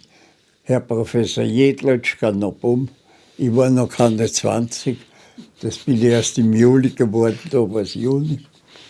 Hab keine Lehramtsprüfung, aber war immerhin Professor. Und da saßen an die 30 Burschen und Mädchen. Und in der ersten Bank der gesagt hat, kannst gleich auch mitkommen.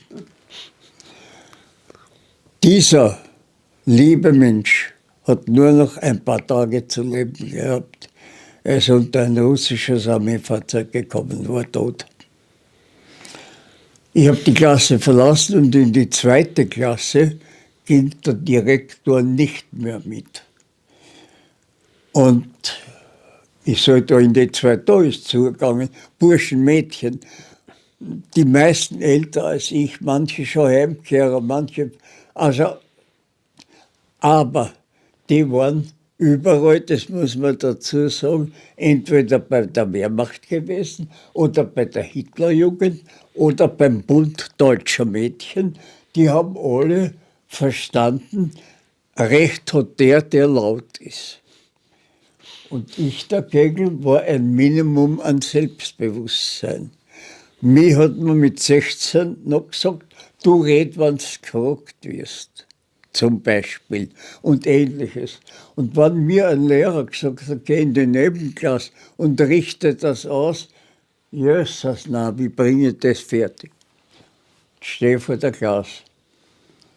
Naja, man dachte, ich mache die Tür auf und Leute. Ich muss irgendeinen Zielpunkt haben.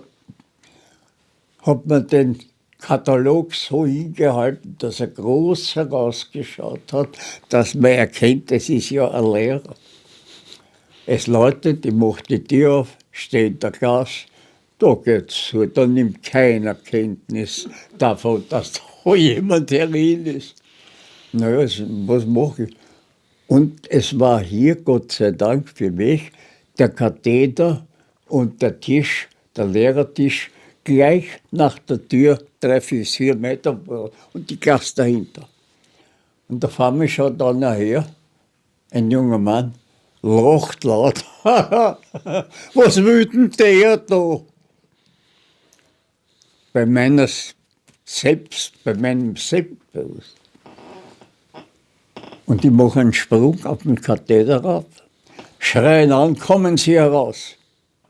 Ich habe gehört, da schreit wer. Dass es ich war, habe ich gar nicht zur Kenntnis genommen. Und der kommt. Die Zinsenformel, wenn wir Rechnern gehabt hätten. Und und ich sage zu ihm, Sie wissen dann so ein Dreck, aber das Maul reißen Sie auf, verschwinden Sie. Und der geht. Und da war es ruhig. Und seit damals war ich ein strenger Lehrer, allgemein, Jesus, der Jedlitschka. Und das war ich bis zu einer Klasse noch in der Handelsschule, ja beim Direktor Wolf.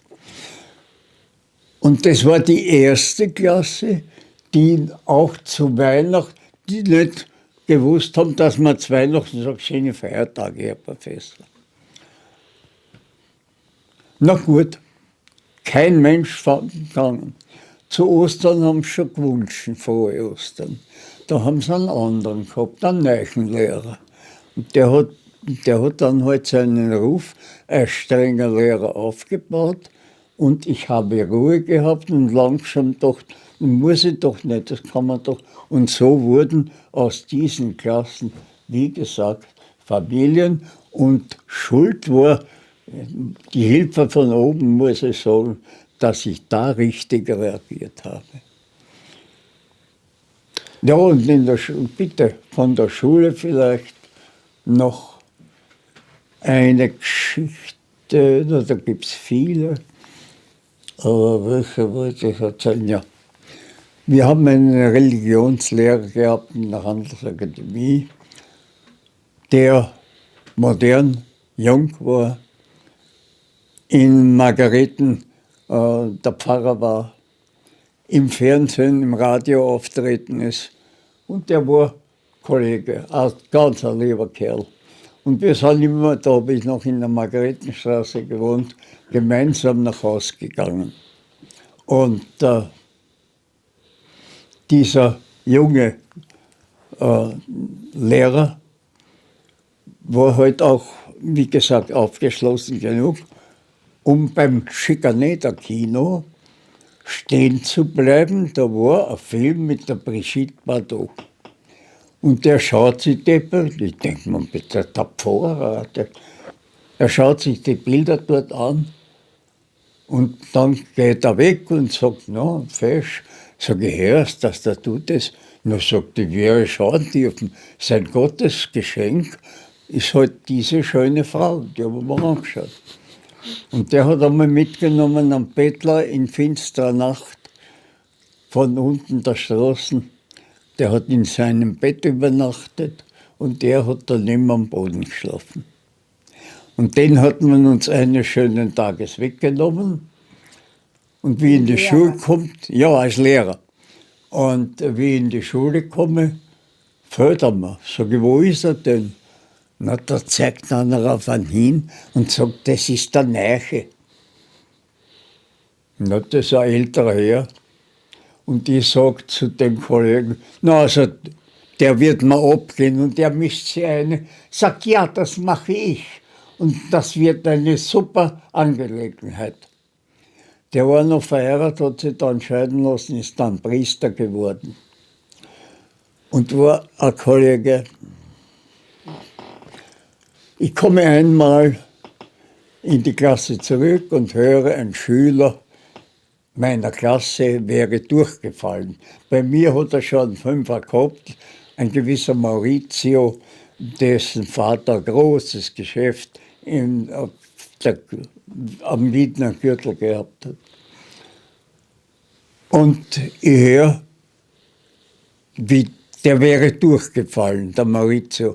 Der war gleichzeitig mein Trainer beim Fußball. Ich habe eine Fußballgruppe dann geleitet, der Hack. Und ja, dann habe ich gesagt, Walter, da muss ich schauen in den Katalog und schau, wer hat jetzt die Klasse. Der Jaker hat er geheißen, der Religion, der Jaker.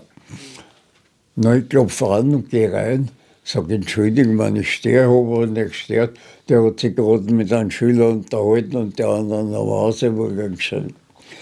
Sage ich wollte nur schauen. Ja, na schau. Und wie ich aufschlag, Maurizio und schau, der arme Maurizio, der tut mir ja so leid. Aber ich werde mit dem Herrn Professor Bretting sprechen. Das war der Mathematiker der zweiten Gefahr. Und. Ich habe zugehört und bin gegangen. In der Pause schaue ich, der Jacker steht mit dem Bretting. Ich gehe auf die Leute zu und höre, wie der Jacker sagt, weißt, wenn ich du wär, den lassen die sicher auffliegen. Sag ich erst, in der Klasse war es anders. Ich bin in die Klasse zurück, sag alle herhören, wer hat etwas dagegen, wenn ich dem Maurizio den Vierer schenke aus Buchhaltung? Natürlich niemand gehabt, der dagegen war. Und so ist er durchgekommen. Und dann habe ich den Maurizio 1-2 Jahre später zufällig bei der Paulaner Kirche getroffen. Hallo, Herr Professor, hin, und so weiter. Sag ich, na und was ist? Na, ich habe keine Zeit, ich muss zu einem Kurs. Sag ich, na was für ein Kurs? Er sagt, der Buchhaltung. Er hat es nachgeholt, sozusagen. Aber in all der Zeit waren es halt ein Steuerberater extra noch. Das ist Ja, währenddessen ja. 50, 60 Stunden Wochen. Ja, das war's auch. Das war's auch und das war schön.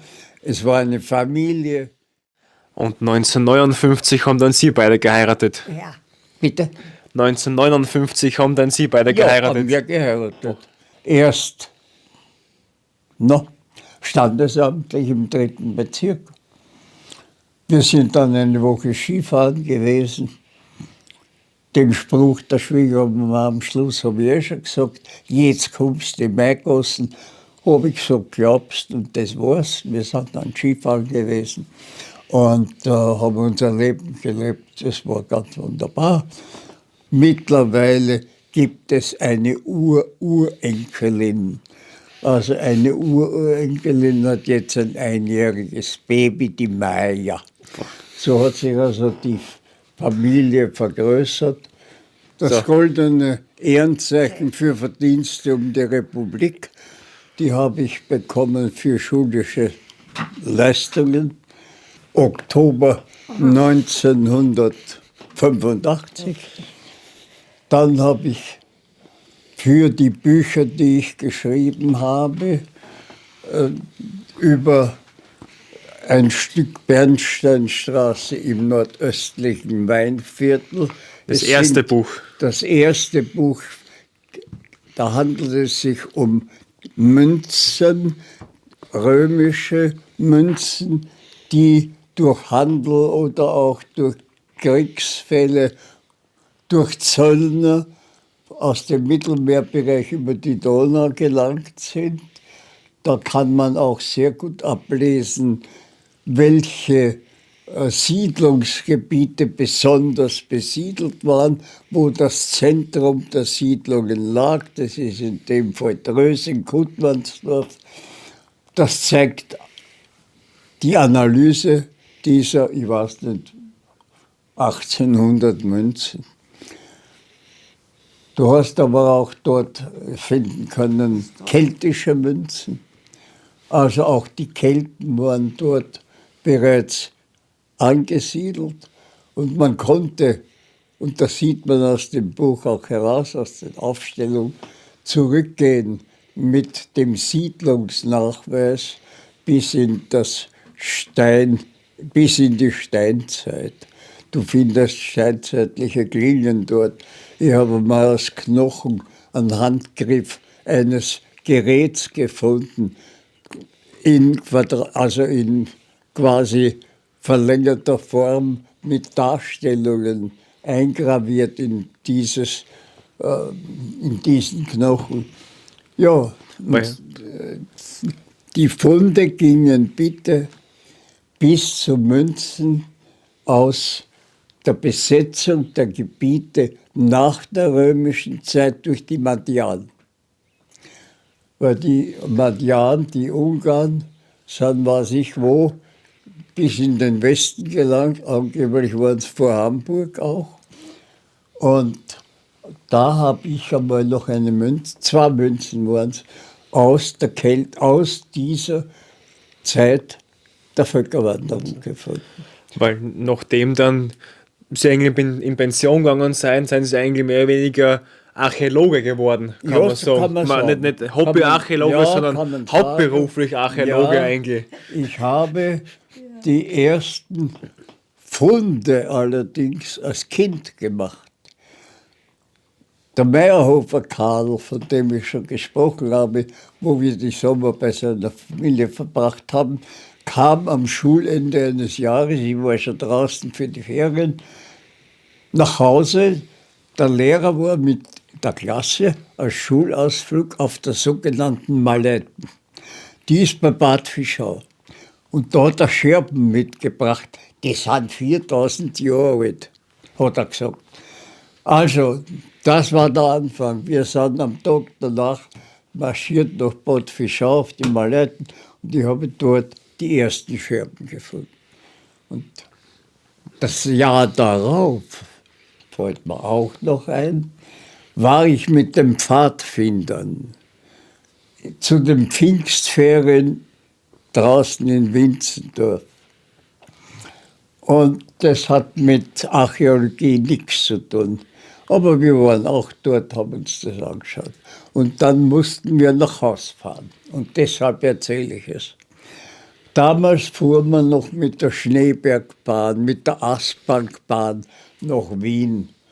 Nicht mit der Südbahn. Man musste umsteigen in Sollenau, wenn man mit der Südbahn fahren wollte. Und da sind wir nach Haus gefahren, von diesen Pfingstferien 46. Und die Züge waren voll bis auf den Perron her. Das waren die Leute überfüllt, Pfingstferien. Sind wir aufgestiegen auf die Dächer des Zuges und sind mit dem Zug, alle Pfadfinder auf dem Dach oben, nach Wiener Neustadt gefahren, um umzusteigen. Oder Sollenau war es dann. Jedenfalls war es so, dass dort so viele Leute waren, dass wir wieder keinen Platz gefunden hätten. Da sind wir über die Dächer, die den Regen abhalten sollen vor den Wartenden, umgestiegen auf den einfahrenden Zug und nach Wien weitergefahren. Bei einem Fußballmatch vorbei, da haben alle gejubelt hin und her. Und so ist man damals nach Wien gefahren. Pfingsten 1946. Und da sind dann nachher die Bücher entstanden, weil die ganzen Vorträge, die sie immer gehalten haben, dann gesagt haben, das ganze Wissen muss irgendwie... Nein. Das müsste man anders sagen. Ja. Ich habe Vorträge gehalten, ja, eine Menge. Aber nur einen einzigen über dieses Buch. Das ist das Münzwesen der keltischen, römischen und vormittelalterlichen Zeit die Währung nachgewiesen, wo die meisten Plätze besiedelt waren und intensiv besiedelt waren. So haben wir herausgefunden, durch einen Fund eines Beschlags, dass das ein Beschlag war, den nur irgendein Germanenfürst in Tschechien, ich habe den Namen jetzt vergessen, getragen hat, aber zu seinem Begräbnis. Es war ein eigener Gürtelbeschlag und den haben wir hier gefunden. Und so konnte ich damit auch die Frage eines Wissenschaftlers beantworten, wo ist das zweite Zentrum? Da muss noch ein Zentrum im Machfeld sein. Und ich könnte mir sehr gut vorstellen, dass das das Zentrum war, schon allein anhand dieses Fundes. Ich habe zusammengearbeitet mit dem Hofrat Lauermann, der war Chef von Aspern an der Zeier, später mit seinem sehr lieben Nachfolger, wie den Namen? Bieler. Ja, Dr. Bieler, der heute noch Chef ist. Und die haben mir eigentlich, ja, der Lauermann hat einmal gesagt bei einer Diskussion der Gesellschaft für Archäologie in Stockerau, nur dann schreiben wir Bücher. Denken wir, na ja, schreiben wir Bücher. Und daraus wurde dann das erste Buch und das war das zweite Buch. Und beim zweiten Buch, Ende des zweiten Buches, beim zweiten Band geht es um die Fibeln, um die Gewandspangen, um die Broschen als Knöpfeersatz sozusagen, aus der Zeit ebenfalls vor den Römern, die keltische Zeit, die Bronzezeit und wieder herein bis ins frühe Mittelalter. Das sind 2 Bände geworden und beim zweiten Band hat mich der Dr. Bieler angerufen und hat gesagt, du musst den fertig machen, da war Oktober oder November, du musst den fertig machen.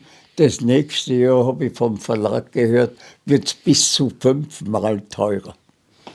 Und da habe ich mich eines schönen Tages hingesetzt, um 10 Uhr vormittags, und um 1:30 habe ich aufgehört. Aber in der Nacht, um 1:30. Und da war kein Mittagessen, da war nichts. Da war nur Arbeit. 10 Uhr vormittags bis 1:30. Ich habe es geschickt und das ist der zweite Band dann geworden. Ja, vorne ist die Beschreibung, ja, und da sind die einzelnen Fibeln. Wie lange haben Sie da braucht, dass das alles, das ganze Wissen so? Seit dem Jahr 1902 und seit dem Jahr 1998 habe ich an den 3 gearbeitet. Das letzte ist herausgekommen, jetzt 2013, glaube ich. Müssten wir nachschauen. Also Jahrzehnte an Arbeit ist da drin. Ja. Das waren Arbeit durch die Bank oder Feldbegehung mit Auffinden, Melden an das Bundesdenkmalamt. Jedes einzelne Stück gleich was wurde dem Bundesdenkmalamt gemeldet. Der Chef dort ist ein sehr lieber Freund von mir, jetzt auch schon in Pension. Ja, gespendet habe ich die Funde von 1945 bis zu meinem Einsatz hier, etwa in Mitte der 80er Jahre mit der Pension. Das wurde ab Mitte der 80er Jahre gefunden, bearbeitet. Die anderen Funde, österreichweit, aus Kärnten und so weiter, habe ich anders mit einem Notariat, sagt, dem Land Niederösterreich übergeben und dafür dann das Ehrenzeichen für das Land Niederösterreich bekommen. Ja, wo wir nur ein Ehrenzeichen gehabt, das Öster. Österreichische Turn- und Sportabzeichen in Gold. Und da gab es auch noch eine kuriose Geschichte. Wenn bei der HJ Turnen war, habe ich mich immer zurückgehalten. Nein. Nun, jetzt für Aufwand, das genügt, das Robben und. Und einmal waren wir in einer Turnhalle im 4. Bezirk und es kommt zur Hechtrolle. Kennt ihr? Und da hat mich der Ehrgeiz gepackt und ich habe die Hechtrolle über 9 Mann gemacht. Na, Der hat geschaut. Ich hab mir gedacht, jetzt habe ich zu viel gezeigt. Ja, Hechtrolle über 9 Mann, wo ist das? Ja, das sind die Bücher. wie habt ihr das beide gemacht? 67 Jahre lang geheiratet. Was ist da wichtig? Vielleicht für dich, was ist da wichtig gewesen? Na, was war wichtig? Dass wir uns gut verstehen, natürlich. Und wie war das? Du bist klar. Wenn er gesagt hat, so, dann habe ich auch so gesagt, damit alles recht ist. Naja. Nein, das war ja nicht schwer. Ich habe gesagt, fährst mit 6 Wochen nach Kärnten, fährst mit nach Myanmar. Da kann man leicht ja sagen. Ne? Ja, Aber ich kann mir vorstellen, immer gemeinsam haben sie alles gemacht. Gemeinsam. Ja. ja. Und ich muss ehrlich sagen, schwierig waren die ersten paar Jahre, also die ersten 2, 3 Jahre, das Anpassen der jeweiligen Persönlichkeit mit ihren Eigenschaften. Aber es gab nie in all den Jahren einen ehrlichen Streit, ein böses Wort, nichts. Natürlich ist man manchmal dieser Meinung, manchmal jener, aber es wurde nie in dieser Zeit ein Streit daraus oder ein Risiko für die Ehe.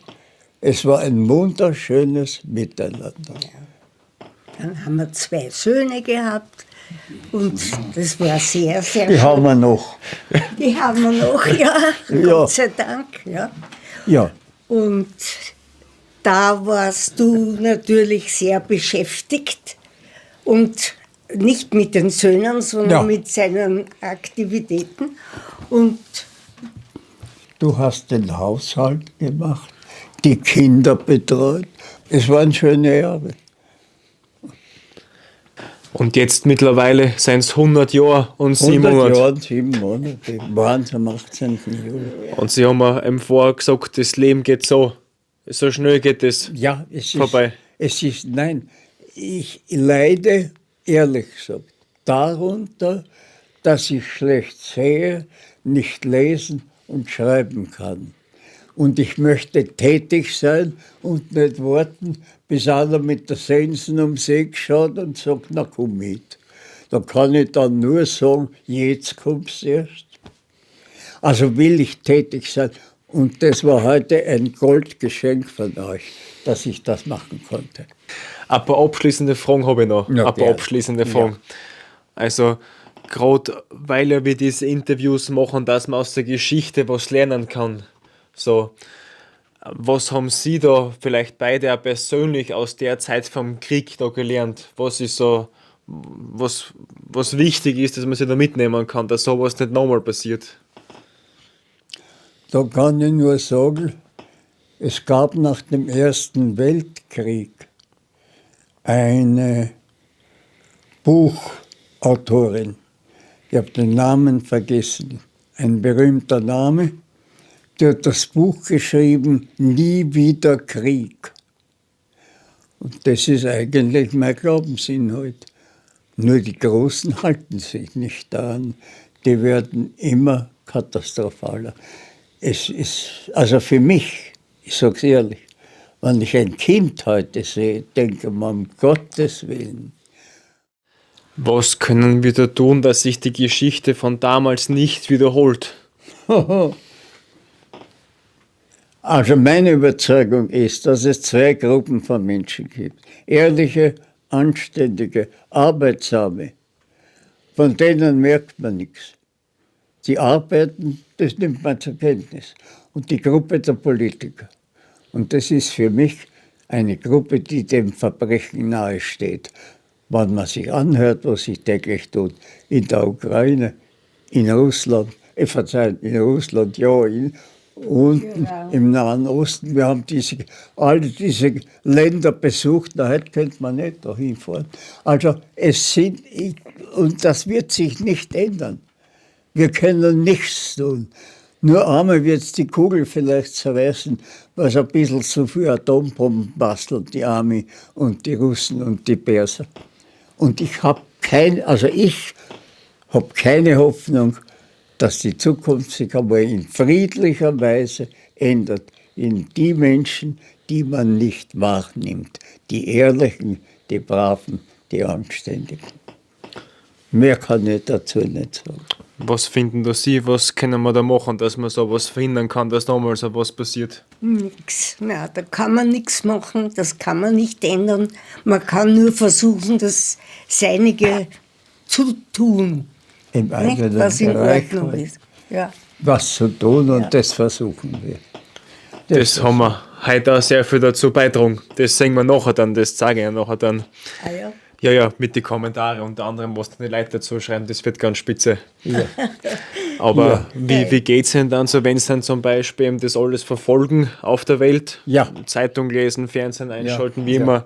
Wie geht es denn da so, wenn Sie das da Ja, sehen? eine Zeit lang habe ich mir das Fernsehen nicht angesehen.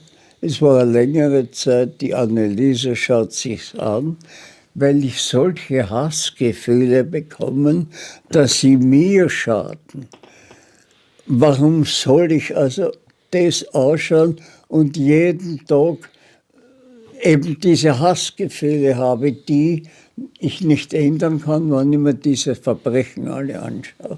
Es ist so, vielleicht bin ich zu alt geworden in einer zu guten Zeit, eben nach 1945 bis herauf irgendwo in die 90er Jahre, dann ist schon angegangen. Da war einmal ein Bundespräsident, der gewählt wurde und gesagt hat, er will die Sümpfe der Korruption entwässern und das Land sauber machen. Es blieb bei diesem Wort, die Sümpfe haben sich wesentlich vergrößert. Ich kann nicht anders, es ist so. Weil Sie haben ja das erste haben durchgemacht. Sie haben ja das erlebt, wie das damals war. Na, so wie ich es gesagt habe. Eben. Ich habe mich der Arbeit gewidmet. Ich war nie politisch interessiert. Ich war nie bei einer Partei, würde auch zu keiner gehen. Habe natürlich die Richtung wahrgenommen des bürgerlichen Bereichs bei den Wahlen. Aber sonst, ich kann nichts ändern. Und daher muss ich leider warten, wie es wird. Was ist wichtig im Leben? Dass man sich nichts vorwerfen muss. Ja, ja. Dass man gut versucht, richtig und gut Ja. zu leben. Ja. Ich habe Fehler sicher gemacht, wie jeder. Und ich sage ganz ehrlich, die belasten mich heute noch. Immer wieder, wenn es mir einfällt, denke ich mir, das war falsch. Aber ich kann es nicht mehr ändern. Ich kann mich nur bemühen, in Zukunft Fehler nach Möglichkeit zu vermeiden. Ehrlich zu sein, soweit es geht anständig, soweit es geht noch aktiv tätig sein, im Sinne dessen, was nach mir kommt. Ich kann mir vorstellen, Sie haben immer sehr viel für andere im Leben getan, sei es als Ja, für Lehrer, die Schüler, Steuerberater, ja, Archäologie, richtig. mit der Frau, immer für andere für da gewesen. Ja, stimmt. Das stimmt, da können wir uns nur sagen, ja, so war es. Gibt es da irgendeinen Schlüssel dafür, dass man 100 Jahre wird? Irgend so ein Geheimrezept, was man machen ja, kann? das kann man sagen. Ich habe sehr viel Sport betrieben. Zuerst einmal, ich bin in Winzendorf mehr oder weniger aufgewachsen. Das heißt, ich war bis zum 20. Lebensjahr, war ich fast ein halbes Jahr mit allen Ferien in Winzendorf. Und dort haben wir tun können, was wir wollten. Wir sind zur Hohen Wand, der Meyerhofer Karl und ich, zur Hohen Wand gegangen. Dort haben wir noch vorgefunden Relikte aus dem Meer, das damals auch die Ostseite bis darauf zu uns überflutet hat. Die Turritellen, diese Muscheln, die ausschauen wie langgezogene, naja, wie sagt man da? Trichter. Trichter, ja, richtig. Da habe ich einen solchen Trichter gefunden in der Nachbarortschaft auch, denn auch bei uns war das Meer. Und wie ich diese Turritella zu Hause wasche, was vor Erde war, und die Erde rausnehme aus dem Gang, fällt mir eine Bronzenadel heraus. Es war die Muschel durchlöchert, das war ein Ohrgehänge, ein Schmuck aus der Bronzezeit mit einem kleinen Nagel nachgewiesen in der Turritella, in der Muschel. So einen Schmuck haben wir dann gesehen im Fernsehen also das war dann eine Halskette und da war genau so, diese Turritellen waren alle verarbeitet. Ja, lustig. Interessant. Sie waren wahrscheinlich immer mit bei den ganzen Ausgrabungen und so. Vielfach, ja. Meistens. Ja. Na, Ja. immer war ich nicht. Nein, nicht, ich sage vielfach. Ja. Bitte schön, ja. Ja. Vielfach. Habe ich gesagt, ja. Naja. Und was ist da Ihr Schlüssel gewesen, dass Sie jetzt mit 87,5 Jahren immer noch so eine gute Ausstrahlung haben? Da kann ich nichts so dafür. glauben. Naja, haben Sie da irgendwas was da mitgegeben? Entschuldigung. Viel Sport Ja. habe ich bitte. Winzendorf, wie gesagt, 10 Wochen im Jahr bis zum 20. Lebensjahr. Dann sind die Russen gekommen, haben wir schon erzählt. Dann habe ich jede Art Sport betrieben. Leichtathletik, Judo, Schwimmen, Turmspringen, Fußball und Segelfliegen. Segelfliegen am Spitzerberg mit einem sehr lieben Lehrer, der in der Höhe oben gesagt hat, das ist sein Leben, das ist das Schönste, was es geben kann. Und er hat mir mal eine Landung vorgeführt mit der Maschine. Da hat er das Flugzeug nicht mit der Nase nach vorn, sondern mit den Flügeln nach vorne dem Boden genähert und dann gerade gestellt. Und eines schönen Tages hat der liebe Huber einen Sturzflug unternommen, weil er oben war und das Kreisen zu lang dauert. Und es hat ihm jeder gesagt, mach das nicht. Wenn du in einen Abwind kommst, dann hast du Probleme. Und er kam. Seine Frau, die mitgearbeitet hat, im Büro nur den Aufschlag gehört. Der liebe Huber war tot.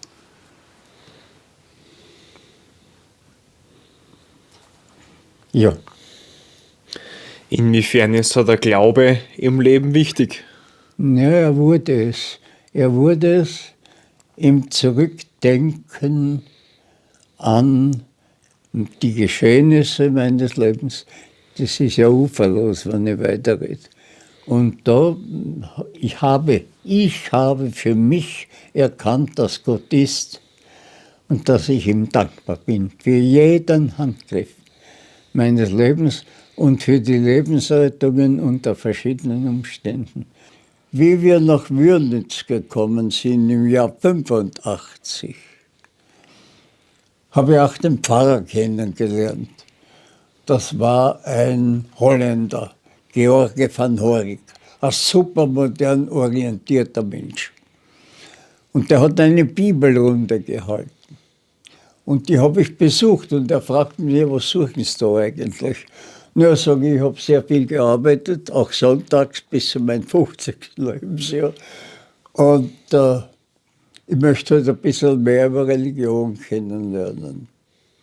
Aha, sagt er, und dann setze ich nach, sage ich nur bitte eins, erzählt mir nichts von Wunder, weil das glaube ich nicht. Und dann ist mir eingefallen, der Keller. Dann ist mir eingefallen, die letzte Musterung. Und dann ist mir eingefallen, das Schneebrett. Das waren abschüssige Schneefelder an die 100 Meter schräg hinunter. Und Er ist vorangegangen und hat in den gefrorenen Boden mit den Schuhen fest hineingestampft. Du hast einen halben Schuh gesehen, der andere ist über den Abgang gestanden. Und ich bin hinten nachmarschiert.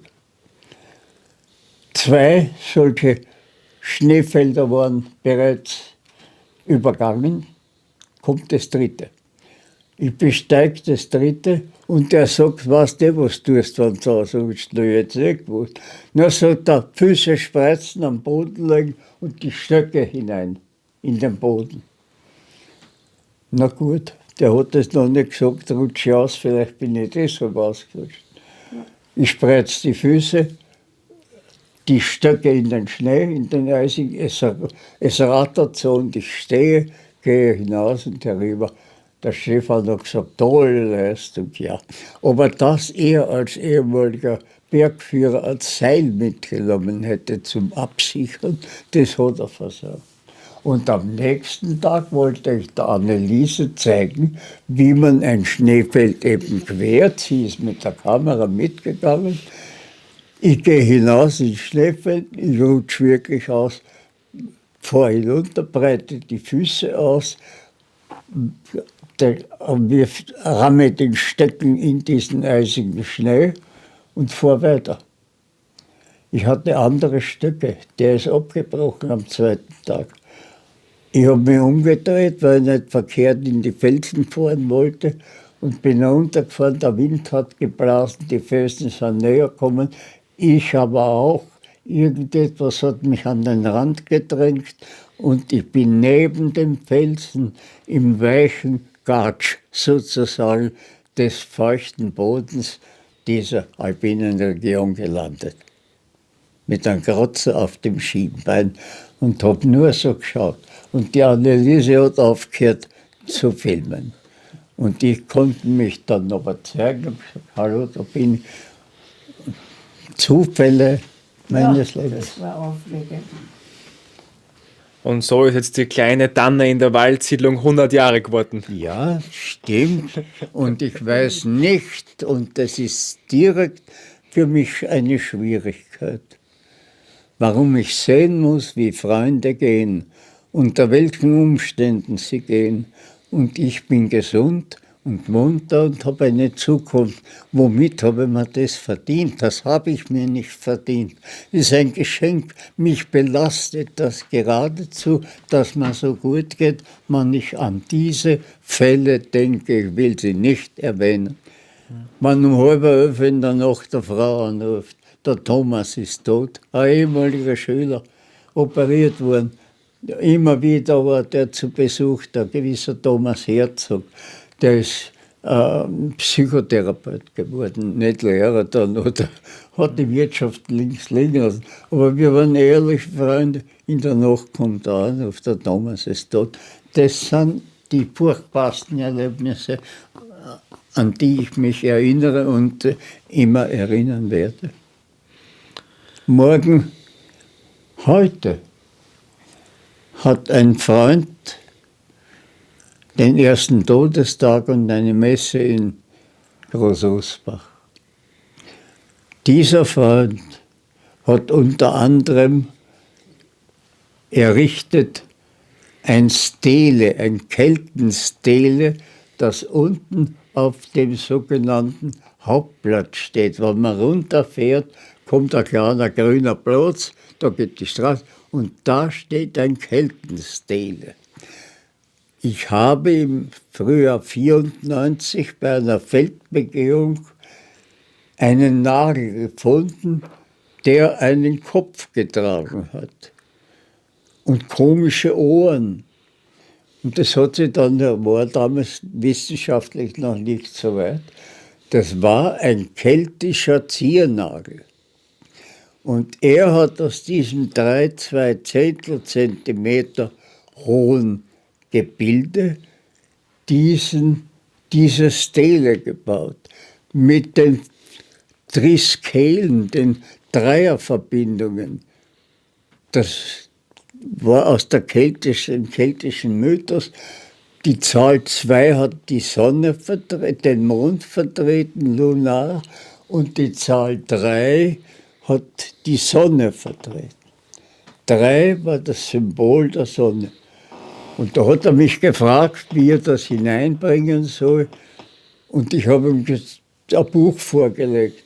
Und wenn man sich diese Stele ansieht, oben ist der Kopf in entsprechender Größe vergrößert, unten stehen habe ich das Modell dieses Kopfes und er hat das dorthin gestellt. Er war ein Künstler und ein Mensch non plus ultra. Der hat gehen müssen, Demenz.